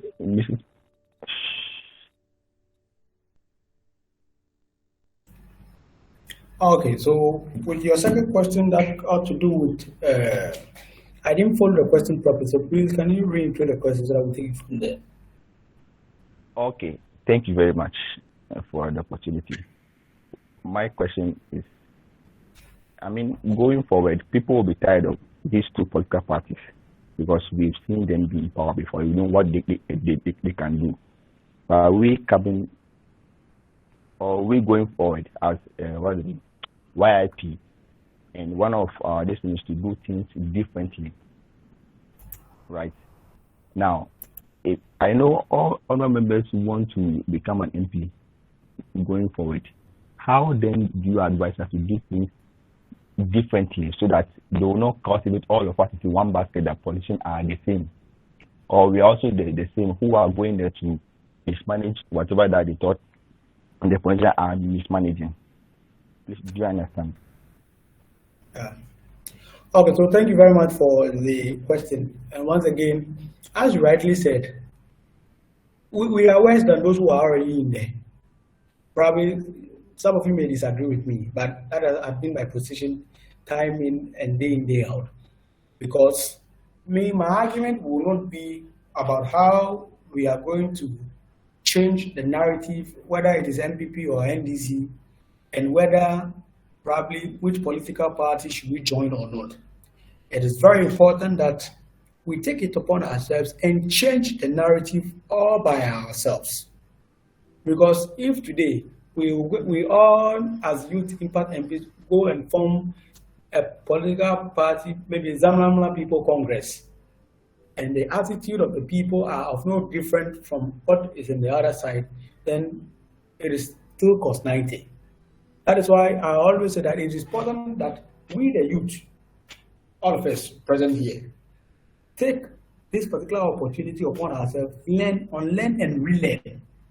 Because it's not that we are of no different. We are very different, and not that we are good. We are worse. We are worse than those who are in power currently. I don't know, probably you disagree with me. That is the whole issue. But to me, the target at which we are going, recently, isn't 3 days ago, or 4 days ago, I wrote on my status that Ghana as a whole is having leadership crisis at the youth level, of which everybody is seeming unconcerned. And if we should continue with this particular into the future, believe you me, probably what is happening currently in the national space, Agbo will just be there and will say, oh, Agbo Mama, oh, they did well. Because we are not training ourselves to become the youth, the future leaders that. So me, I say, we learn. If you ask me, we learn. The politics of insult, politics of monetization and the likes, we begin tuning our mind that we are going in there to sell our message only to the people. Nothing more, nothing else. Devoid of insult, devoid of unhealthy propaganda, devoid of bringing money from nowhere and sharing to the people. When we begin changing the narrative of this nature at our level, I'm sure by the time we will get there, the system will be streamlined in such a way that it's no more going to be the norm that unless you give me money before you vote for me. A perfect example, I'm sure we all know Professor PLO Lumumba. Lumumba campaigned in Kenya, and he campaigned, spoke all the grammar that he had at his disposal. Somebody just came from one of the foreign lands and came to share money for the people, and they voted against Lumumba. On a normal day, if we should be voting, and probably all of us on this particular platform should be voting, probably we will be voting for Lumumba. But if Money is not the order of the day. We will not vote. Even at our local house level, you meet somebody and the person will tell you, if you don't buy me food, forget about vote. Come on. We are on the wrong target. So in a situation whereby Ghanaians are fed up with NDC and MPP, and believe you me, I have this particular philosophy. Nobody is politically neutral. Nobody upon this surface of this earth is politically neutral. Even the Pope has political interest. Unless you want to tell me that on 7th December, you will sit in the house and don't vote. So once we are all politically affiliated, it is not about a political party. It is about we, the people. Because the CPP in Guma formed was CPP. And do you know what makes CPP exceptional? That probably we may be referring to it born out by the people who made up CPP, not the party. So today, NPP or NDC, irrespective of where we find ourselves in the future, the parties, people within can train themselves to streamline the activities of the party in such a way that they know that MPP, or when it comes to NDC, monetization of politics is a taboo that is frowned upon. Within the NPP, politics of insult is a taboo. When it comes to NDC, when it comes to development, they take it as how it's supposed to be. Likewise, the NPP. So just imagine that all of us youth, we've put in our mind that probably we'll be zooming into the political space for the welfare and creating impact among the people. And we have the 275 people, probably 275 people who are thinking in that particular likes that we want to make things look beautiful. I'm sure in 10 years to come, probably the political party that people are fed up with will be the same political party that people will be interested to join, because the people within the party have changed their attitude. Because let's say, for example, you say you go to church and you stop going to the church because people have of the view and are insulting you, and people are saying this particular church members are. No, everybody will work out this salvation with fear and trembling, and it's the same as what we have here. So if you ask me, yes, people are fed up with the two political parties. Yes, we the youth that are coming, we are more dangerous than those who are already in the power in government and those who are holding the leadership opportunities. But if we don't change for the good, if we don't start learning, that's what the other time last Saturday asked. All of us seated here, if we should ask ourselves sincerely, deep down within our heart, how many books have we read within this year? I'm sure probably if we are able to get people who have read probably like 2 books within this year, then probably I'm sure God will forgive Satan and everything will come back to normal. And that is the sad reality that we have here currently. So it is very important that it is about we all changing our attitude rather than the political party. Because if we don't change our attitude, we may go and form a different political party. And the same attitude will follow us into their political party. And that party will be, Ghanaians will be fed up by that particular party. We will create another party and it will be fed up, create until we change the attitude that is making the Ghanaian and the citizens get fed up with that particular political party. So if you ask me, this is how I think we should go about it. Thank you very much. Yes, thank you very much. Honorable Elikem, do you want to add your voice on this question?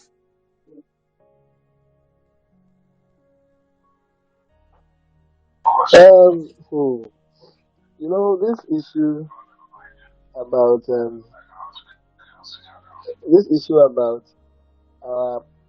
probably participation and what have you.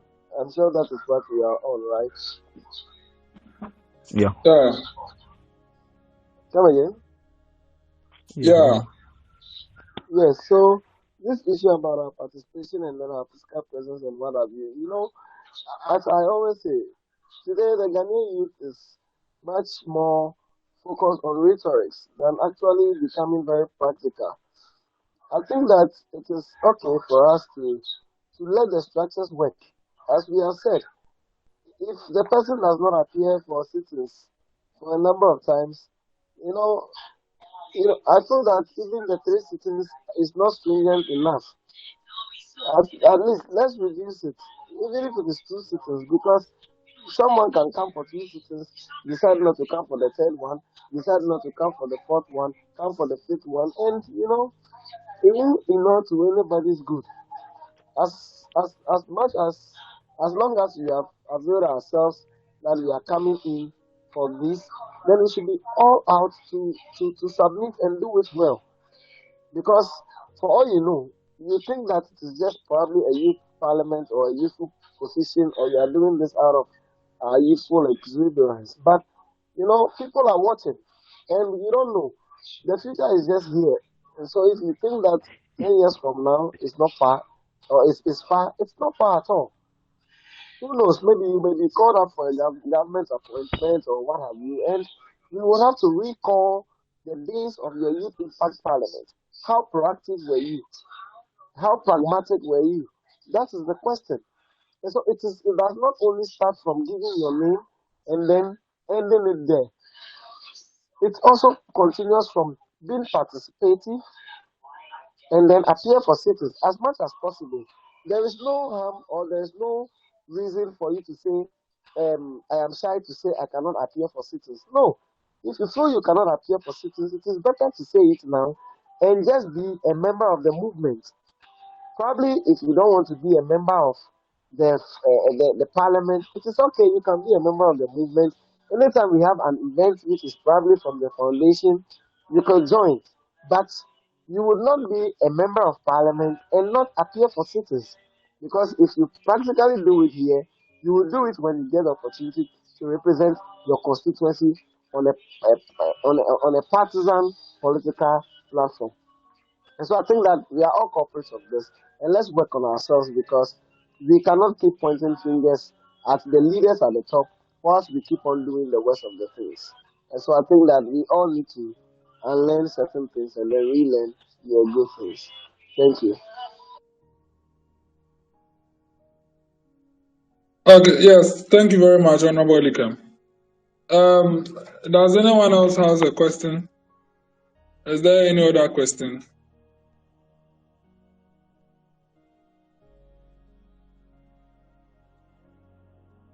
Okay, Kendall, unmute yourself and ask.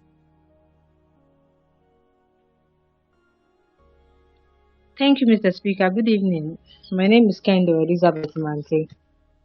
I want to ask if Youth Impact Parliament is for people in Ho alone or people in Volta region alone.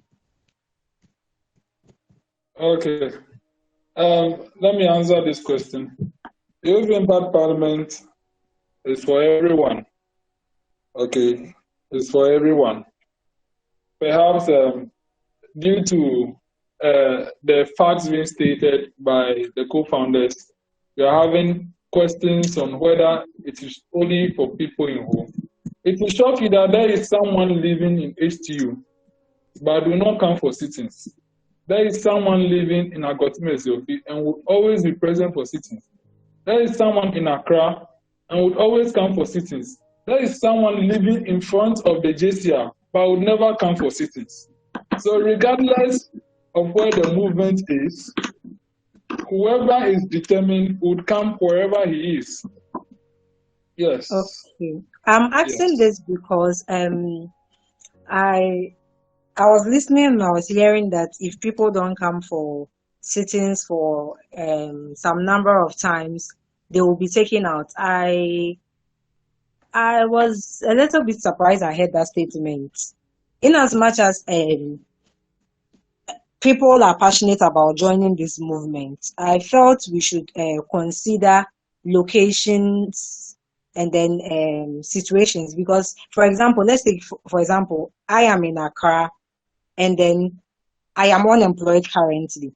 Footing 150 cedis all the time to come for sittings might be impossible. And so if it happens that I miss a sitting for more than 3 times and I have to be taken out for not coming for meetings, I feel it will be a little bit unfair, because some people are actually active, some people are actually dedicated, but they are not present because maybe financially or location wise they cannot be there. How are we what's the name solving issues regarding that? Thank you. Okay, thank you very much. This is a very simple issue. The standing order says if you not be present, obtain permission from the speaker to be absent. And the speaker will give at least 3 consecutive permissions. So let's assume in 12 months, the house is going to last for 12 months, which means 12 basic sittings. So out of the 12, you are not in town, at least you should be able to come for 3 or 4. They're just hinting you, so you obtain permission 3 times. The 4th one you come, because the 4th one, the speaker will not give you permission. And when you come, then the rest you obtain permission again. Yes, maybe you can do that. We are not really encouraging that, but that is an alternative in order to console the issue of expense in traveling.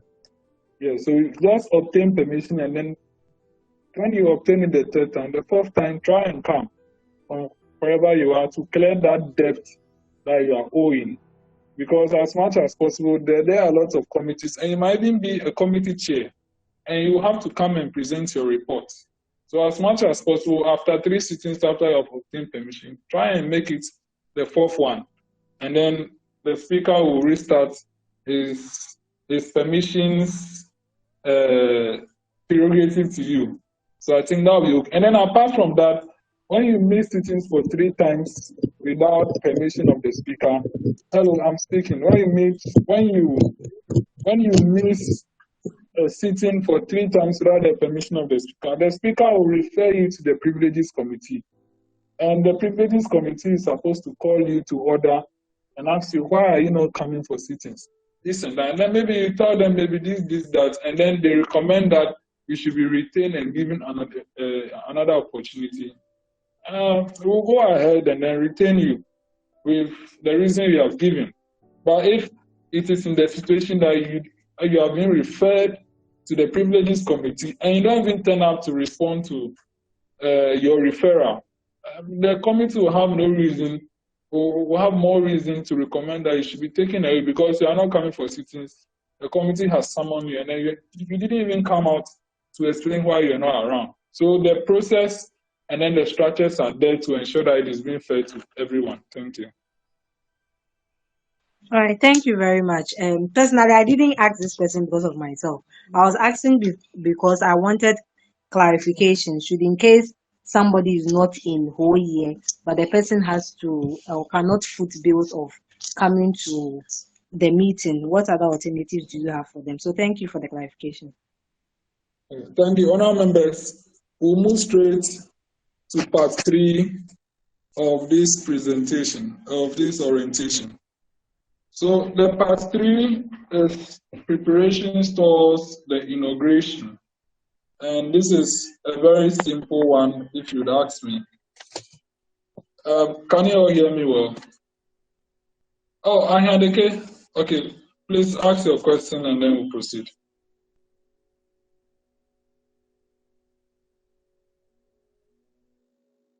Good evening to you all. Thank you, Right Honorable Speaker, for giving me the chance to ask my question. My issue is also based on the main issue we are all discussing, which is the MPs not availing themselves during sittings. I personally had issue with that, of which I constantly hammered on it, and which is worrying all of us. But I want to ask one question. Upon we getting all this issue, has the leadership of the House ever thought it wise to take a step and do some sort of evaluation, or let's say research, ask the MPs to know the reason behind they not coming to sitting, the first parliament, or the leadership of the House just concluded that MPs are not interested. MPs are not interested in cities. I just want to know if you have ever taken a step to do your own research to find out the reasons behind them not coming, or you just concluded that okay, MPs are not coming and it is becoming part of them, hence it means that they are just not interested? I want to know. And then the next thing I also want to know is that in the first parliament I realized that we are having, excuse my language, quantity but not quality. I mean the MPs, the quantity and then but not quality. I is let me say what I mean by that is that we are having a lot of MPs, yes, a lot of them, where when we come to sitting, it's only few. When we have programs, only few that avail themselves. That is what I mean by quantity but not quality. I want to know, aside the sacking of MPs if they miss 3 sittings, is there any other thing that the leadership of the house is putting across so that they will be able to get quality MPs? Quality MPs in this case means MPs that are determined, MPs that are really to avail themselves, MPs that are in to probably help one way or the other to promote youth impact parliament, the foundation, and the movement as a whole. Thank you very much. Okay, Salam, before I call you, let me just answer his question. His questions are plenty, but I will take them one by one. First of all, I think this is where we'll have to give value to you and make you that quality that we expect you to be, youth impact. So we are supposed to impact you. We advertise, and people who are interested and determined to ensure that this vision comes a reality will join us. However, we can say that our arms are not that long. So that is why we need you, the youth MPs and members of the movement, to also publicize us so that we can reach out to those people who want this opportunity to, to take advantage of it. So that is it on that. And then the issue of, the questions are plenty, I'm trying to remember them. Let me speak on the issue of have we made a research. Yes, you know me, you know that I'm not really so much into numbers. As you said, I'm into quality. That is why I really appreciate MPs who are always consistent and turn out, because they are the ones who are serious and then they want to be impacted. So we work with them. That is why we have a counter motion. So far as you have 4 people in the house, we proceed with sittings. Of course, some MPs come to me and then they tell me that this and this and this, and that is why they're not able to stand out. Yes, people are having real issues there. I concur that maybe someone has lost this or that. Someone does not have money to even come. Maybe someone, this issue is really bothering him, although he's not getting the head to toe of it. You see, we are more or less like a family. Although we might not solve your issue, come and express it to us. We can give you ideas. That is why we are here. So you could realize that our main page is very interactive, so that each people can come up with their issues and then we help them out.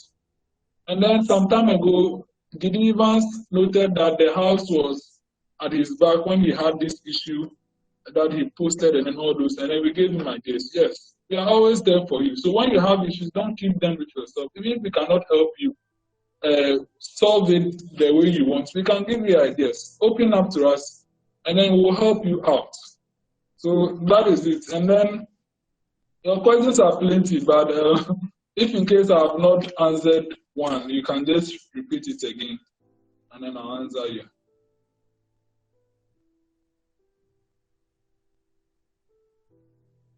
Yes, Amanor, did I answer all your questions? Selam can go ahead and ask his question, please. Salam, I think you said you have a submission, so kindly make your submission and then we'll proceed. Okay, thank you. Good evening, honorable members. I respond to the name Salam Agbo for the MP designate for Keta constituency. I believe a lot has been said about this, but I still want to add my voice to it. I believe this whole attendance and then coming to meeting is boiling down to how we are able to manage ourselves as individuals and then how we are able to take up responsibility. You know very well you sign up to be an MP at this particular parliament and it requires of you to attend meetings. If for any reason you not be able to make it to the meeting, just do what is needed of you. Ask permission, and when you are granted, you are granted permission. So I believe this attendance not coming for meetings, and we all have our personal problems one way or the other. We might all not be available all the time, but I believe when majority is able to make it, this whole movement will make waves. So I just want to add my voice to it that we should just do our best, endeavor to just try and make it to the meetings when the meetings have been scheduled. Thank you. Yes, thank you very much. And then let me add to that. You see, if you value something, you give it time. If you value something, you give it time. I have created value for this house. That is why I leave all my schedules, come do the setup, get all is needed in order to project the house and give opportunity for people to project themselves as well. It is because I value this. And if you are part of us and you don't value this, you wouldn't see a reason to make it to be at sittings. You wouldn't see a reason to sacrifice whatever you are doing, schedule and be present at sittings. You see, we just started just within 1 year and then some few months. Look at what we have already done. They have called MPs and state officers to speak to us, MCs. They have visited regional minister. And a lot more opportunities are coming. If you take this house serious, you reap some. Like joke, some of you get scholarship opportunities from this. And it will not be given to someone who is not attentive, someone who is not consistent. It will be given to someone who we feel deserves it, who makes it to sittings and contributes. So of course, the reward system is there. You not repeat now. Like joke, we'll have as much as presidents of the republic. You are hearing it as a joke, but like joke, a president or a former president will address this house. And you have an opportunity to build a network. So the value, you have to create value for it by seeing our vision. You have to see the vision that the vision bearers are also seeing. And if you see that vision, you'll be ready to sacrifice. My deputy speakers have seen that vision and they try and they are always there. And some consistent MPs, Agbo, Salon, Wonder, and then a lot of you have seen that vision, and some of you, yes. That is why you are vixen. You have seen that is why you can live whatever you are doing, and you're always present in the house, regardless of what you have. So the others, I want to encourage you to see that vision. And if you see that vision, I wouldn't have to speak to you before you come for sittings. You'll be the one asking me or asking the business committee when the next sitting will be scheduled. So you prepare and make it a point to be there. So please try and see that vision. And when you see that vision, you create value for the house and you perform your duties exceptionally. Like joke, recommendations. People, as they say, people are watching. These recordings that we are putting there, people are watching. Who knows? You have applied for a job. They want to know how consistent you are. You can refer them to YIP videos, or they will check. You said you are Youth MP of YIP. They will go to YIP and check our records and see what you have done over there. So don't take this as a joke at all. Create value for it, and I know you do your best. That's it.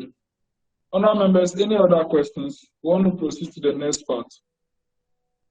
So if you have any further questions, you ask them when we reach the next part. So honourable members, moving on to the last part of this orientation, preparations towards the inauguration. We are supposed to inaugurate the second parliament. The day scheduled is 13th August 2022, 8 years RCJCR. We are still on the second batch. For the second batch, if you apply and that constituency is vacant, you see, some people have been complaining that the form is quite lengthy and cumbersome. It's because the form is actually a vetting. We don't want to be asking you those questions from an interaction whilst you can give us the answers.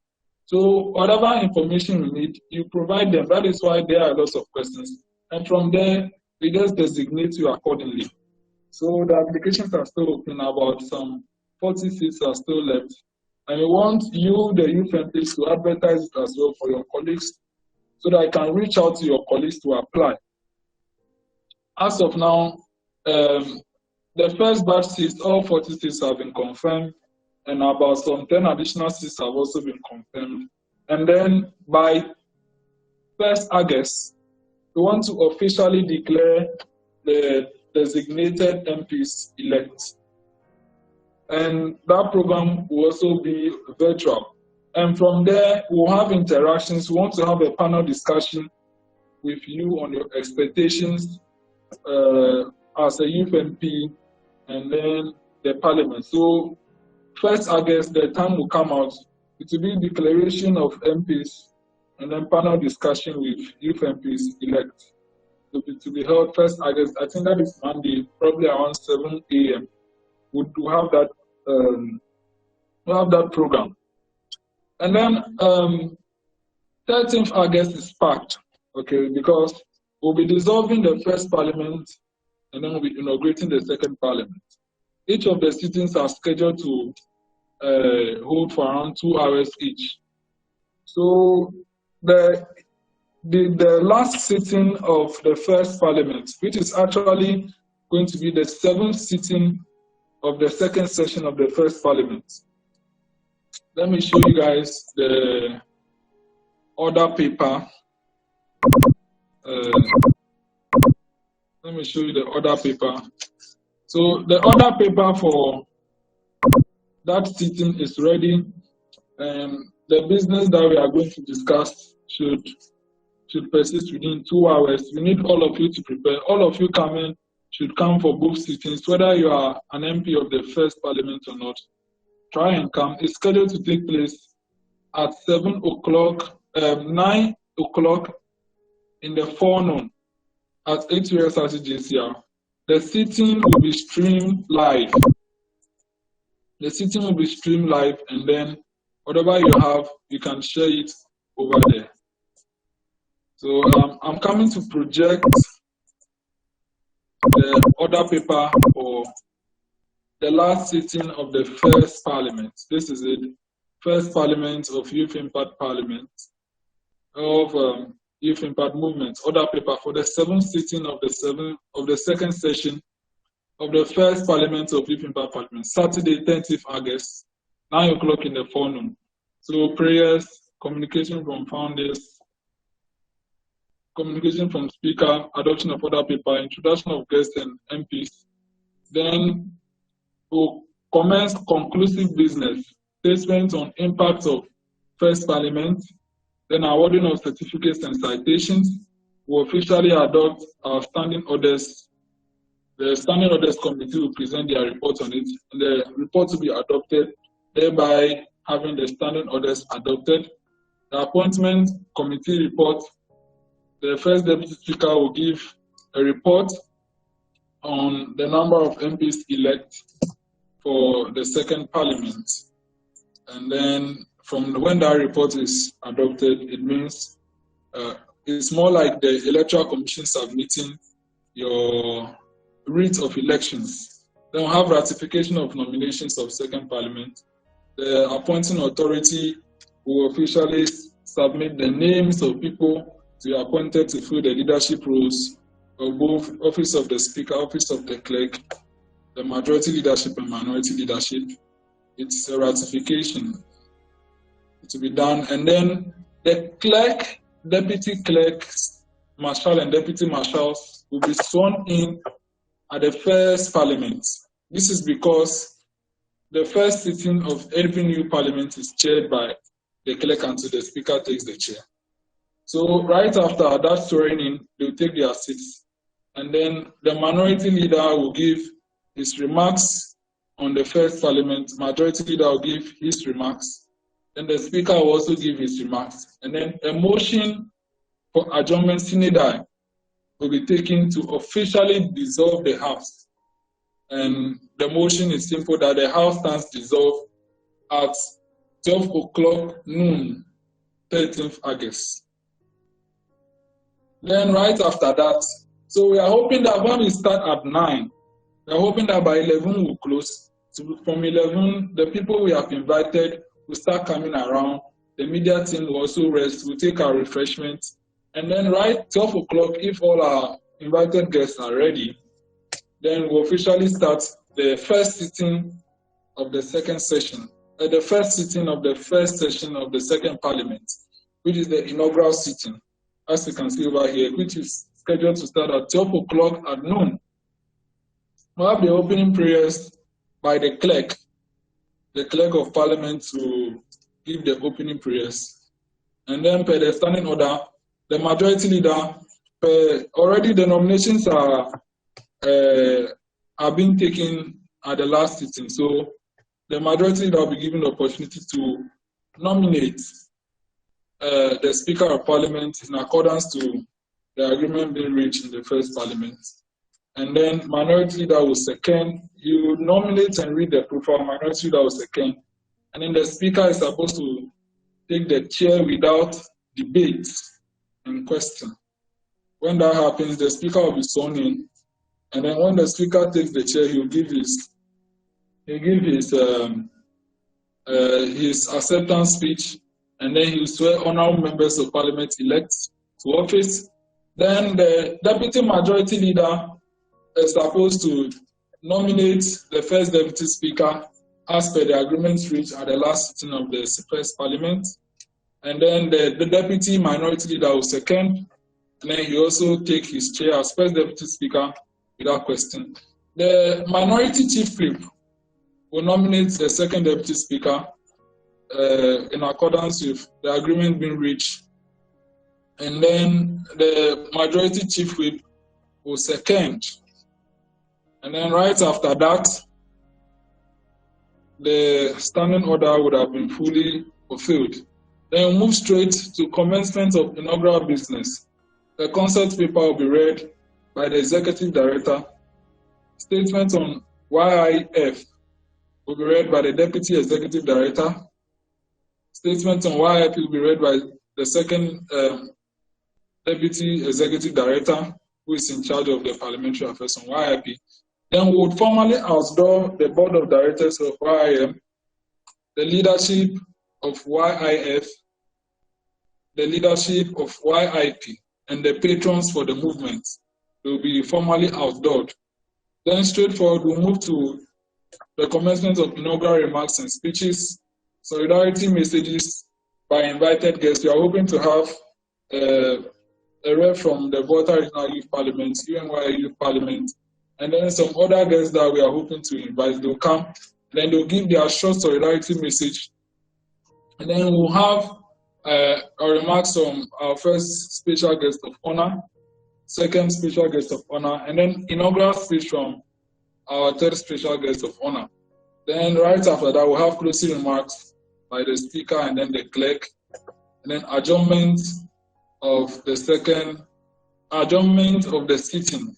The sitting will be adjourned, and when the sitting is being adjourned, the House stands adjourned. Yes, the House will stand adjourned. And that is it. Now,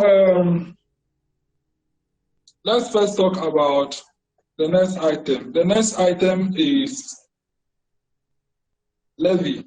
Honourable members, we want to have a formal discussion with you, and then possibly we want you to contribute a little bit for the inauguration.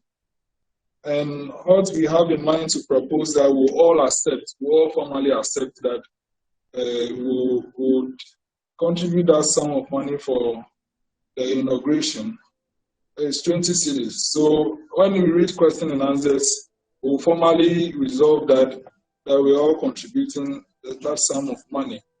We'll be streaming the program, we'll be taking pictures, official pictures, and then some things that we'll have to do. The cost might even rise above 1,000 or something like that in all those.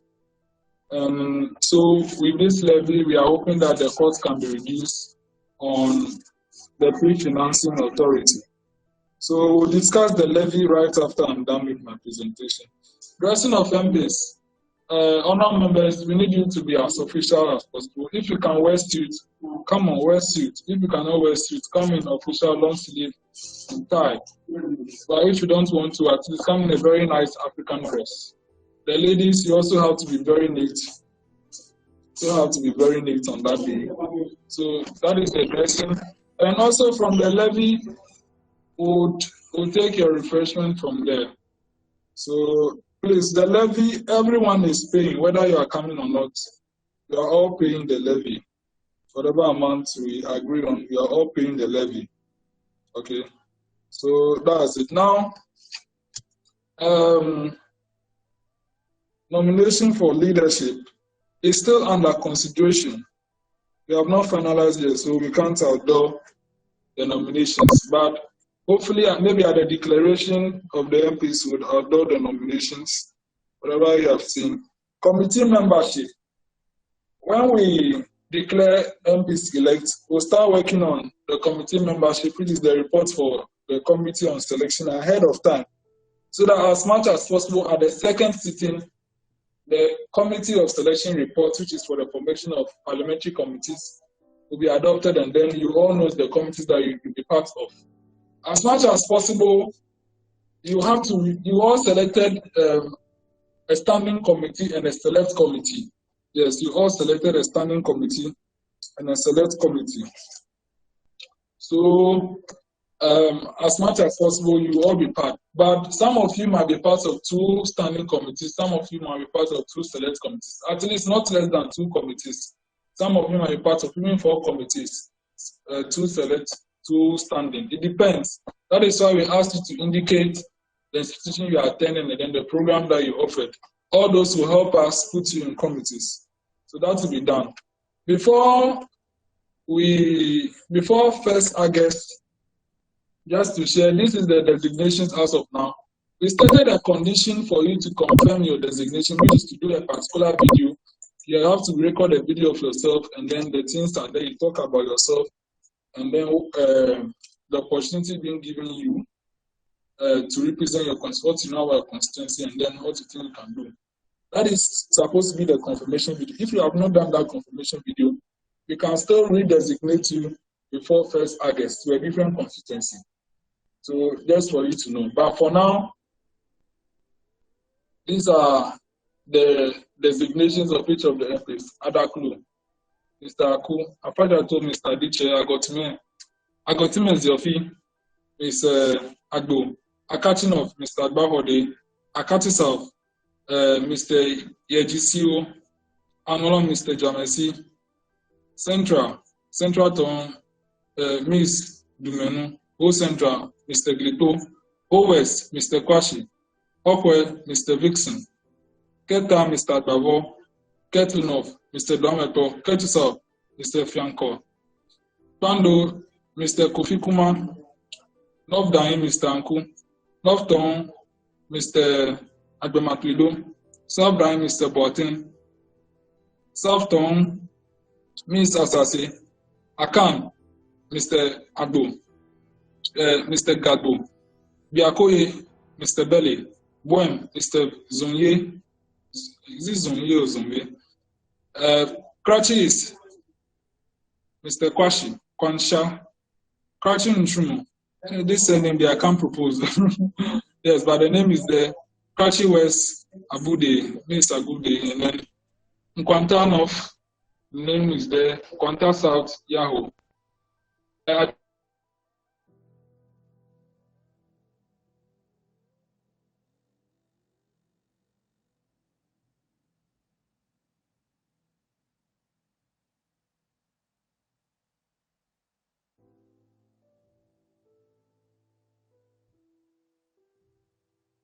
And then Yadeke, Amantaman, Kodo, Jaka, Anyan Sotrum, we have Preku there, Apreku, Ashama, Aken, Aya also Central, Ligabas, Aya also is Ibrahim Nuku. I think Ali is supposed to be the spelling, so we'll have to do that swap.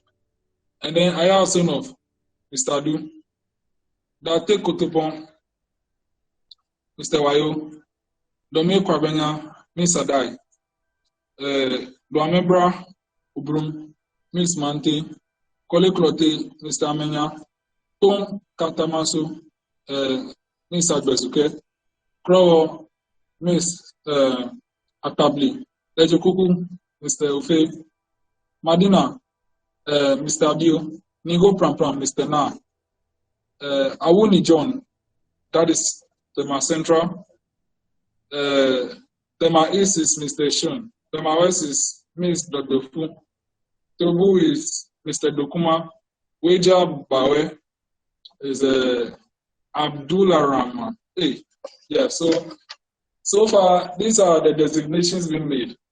And just take note that if you have not done the confirmation video, you can still be redesignated until 1st August. So these are the placements for now. And then that is it for this third session. So now let's move straight ahead and have the discussion on the levy. So we have proposed that each of you pay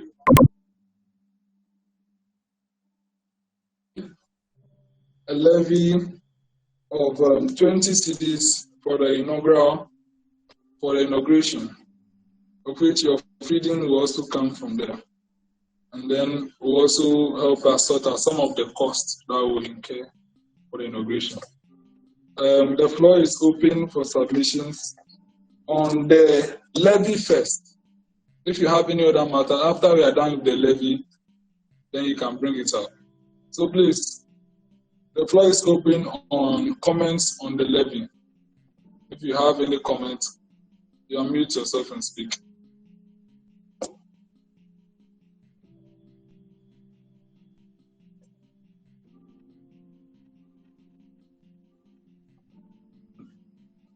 Yes, honourable members, if you have any comments on the levy, it is 20 cedis for each Youth MP designated to pay. You have to pay it at least from now to 1st August. If it's too close, then maybe 5th August, because we have to start working on the cost. So let's say from now to 5th August, after we make the agreement, you have to at least pay that levy.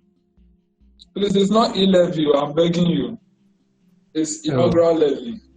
It's not a tax. It's just a one-time payment. Hello. Yes. Salam, let's hear from you. Right Honorable Speaker, thank you once again. I respond to the name Salam Agbo, MP designate for Keta constituency. I believe the 20 cities is okay, it's reasonable. Since there will be land coming from it, it's okay. Considering our economy, I believe everyone over here will still side with you that it's okay. So let's just maintain the 20 cities. I think it's fair enough. Thank you very much. Salam has endorsed. The payments will be made to a number we share. I think my Vodafone number. You pay it to that. W levy. Franco. Is it Y levy? Billion, you have something, you have a statement on the levy. Let's hear you. Robbie, right now, Speaker, thank you very much for your time this evening. Actually, like my brother said, I think I've presented him as the case is going to start. I mean, if we are looking at reducing it, it means we are not going to get enough cash for our program. So the case is should be the so we can all take it from there. Thank you very much. I didn't really hear you. If you could speak louder.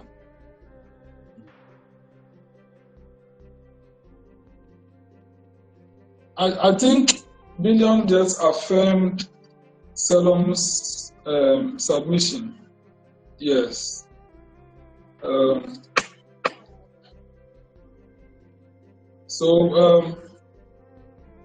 Frank, you said, I think you posted something, maybe you have something to say on it. So if you can unmute yourself and speak, let's hear from you on the levy.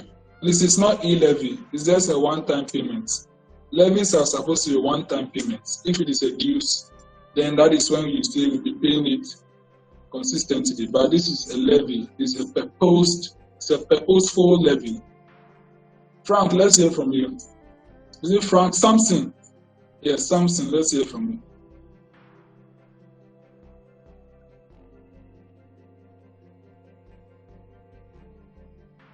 Okay, I don't think Samson has anything to say. So, Bright, we'll share the number right after today's meeting for the levy.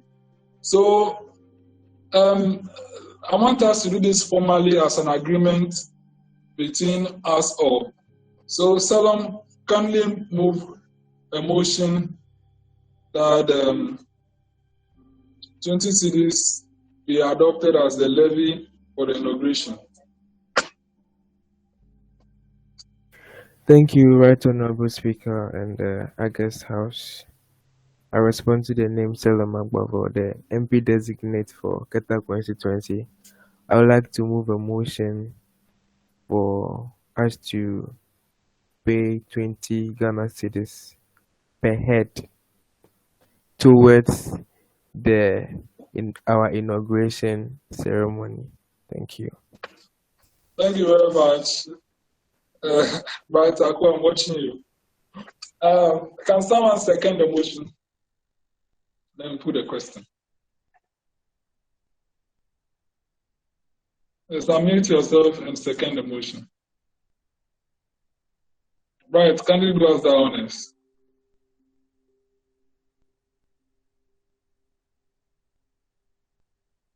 Okay. Bright has seconded the motion. Other members, the question is that we all pay 20 cedis as a levy for the inauguration.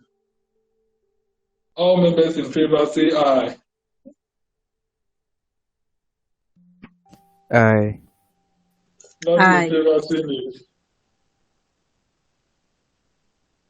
The ayes have it, the motion carries. Therefore, we have adopted that we pay 20 cedis as the levy. Please, yes, I've banked the gavel. Honorable Hedeke, the question was being put on the motion before you move the counter motion. I'm sorry for you. So, honorable members, all youth MPs are supposed to pay that levy. And please, if you can pay more than 20 cedis, as Honorable Hubert is saying, feel free, send it to us. If you can pay 1,000 steps, Charlie, we are ready. I think I heard the K has some 10,000. He wants to share with us. Yes. So, honorable members, we pay a levy of 20 cedis from now to 5th August, and then hopefully to help us with your refreshments and then reduce the cost on the pre-finances of the inauguration. Honorable members, any other question on the preparations towards the inauguration? Do you have any other question? Maybe you want to know something towards the inauguration. The floor is open for you to ask.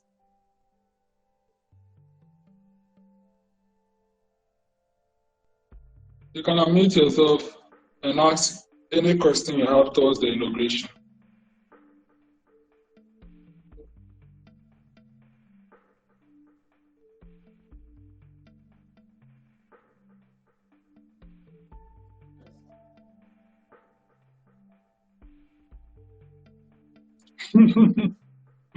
Now members are really used to the comment section. Billions, don't worry. We'll upload it right after here. So, any question on the inauguration?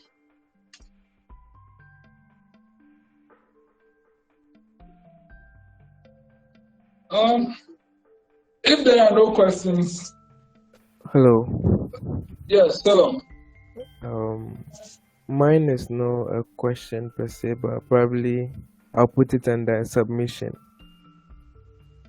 I believe we have a seating arrangement for the Youth Import Parliament.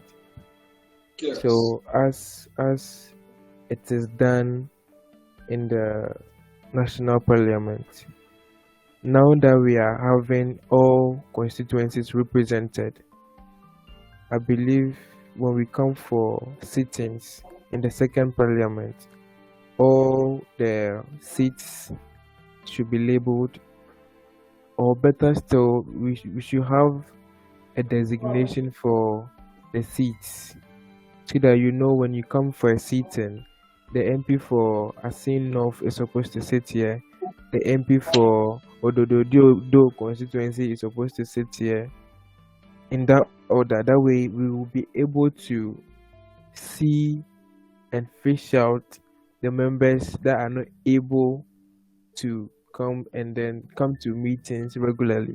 Because if your seat is vacant for some number of times, all present MPs will be able to see that, oh, okay, this seat has been vacant for about 4 or 5 times. So this is just a suggestion. If we can still designate the seats in the setting, the parliamentary setting, as it is done in the National Parliament, I believe it will be more, how have you said, more nice, and then something of that sort. This is just a suggestion I'm putting across. So if it is possible, let's see how we can work that out. Thank you. Okay. Salam, thank you very much for your suggestion. As much as possible, it would have been nice that we can put constituencies on the seats, but we might not use JCR every time because we are hoping to even use Maoli Hall and then maybe Maupo Hall and then Ola Hall so that the SS students can have an opportunity. With respect to identifying MPs that are not present, their attendance will surely be there, so we can surely shift them out. But obviously, the leadership of the caucuses will surely have the front bench. You know, we use the opposing bench, so the front bench is always reserved for the leadership. Of course, when we are recording, we don't want so much empty seats showing. So, as much as possible, whoever is available, you sit and fill the seats in front of your camera so that your caucus will not look empty. But we'll see what we can do. In the case where we get a venue and then there are tables, maybe that they will try and put constituencies on it. But we'll be considering it for our subsequent sittings. Thank you very much. Are there any other questions or submissions pertaining to the inauguration? Because after this, we'll go to any other matters. After this, we'll go to any other matter. Since the comment section is jamming, I'm going to expose you all to the camera. Yes, honourable members, any other questions on the inauguration?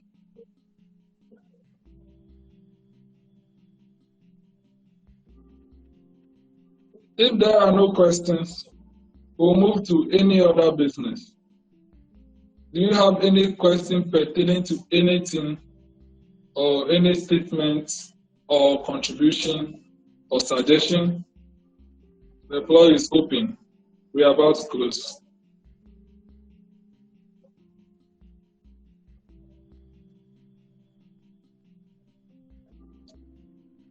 Are there any questions?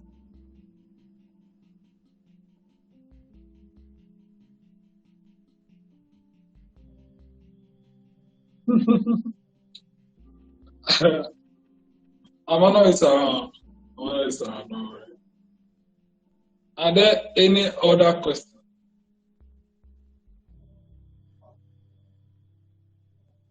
If there are no questions, we'll proceed to end today's session. The scandal around, we need a female to give us grace. Any female that is here and want to give us the closing prayer, just unmute yourself and pray for us. Shall we pray? Yes. Almighty and eternal Father, we thank you for this evening. We thank you for our going out and our coming in. We thank you for the gift of life. We thank you for the deliberations and the discussions we have had this evening. We thank you for allowing your Holy Spirit be with us, for the wisdom, knowledge, understanding, and the grace to be here. Father, O Lord, as we are going to bed, we ask for your guidance and your protection. That when we wake up tomorrow, we shall say, this is how far you have brought us. Father, continue to lead this movement, continue to lead this group, and continue to make us strong and better, so that at the end of the day, when we become a success, the world shall celebrate you. For the sake of your glory, we ask that your will be done. Through Christ our Lord. Amen. Amen.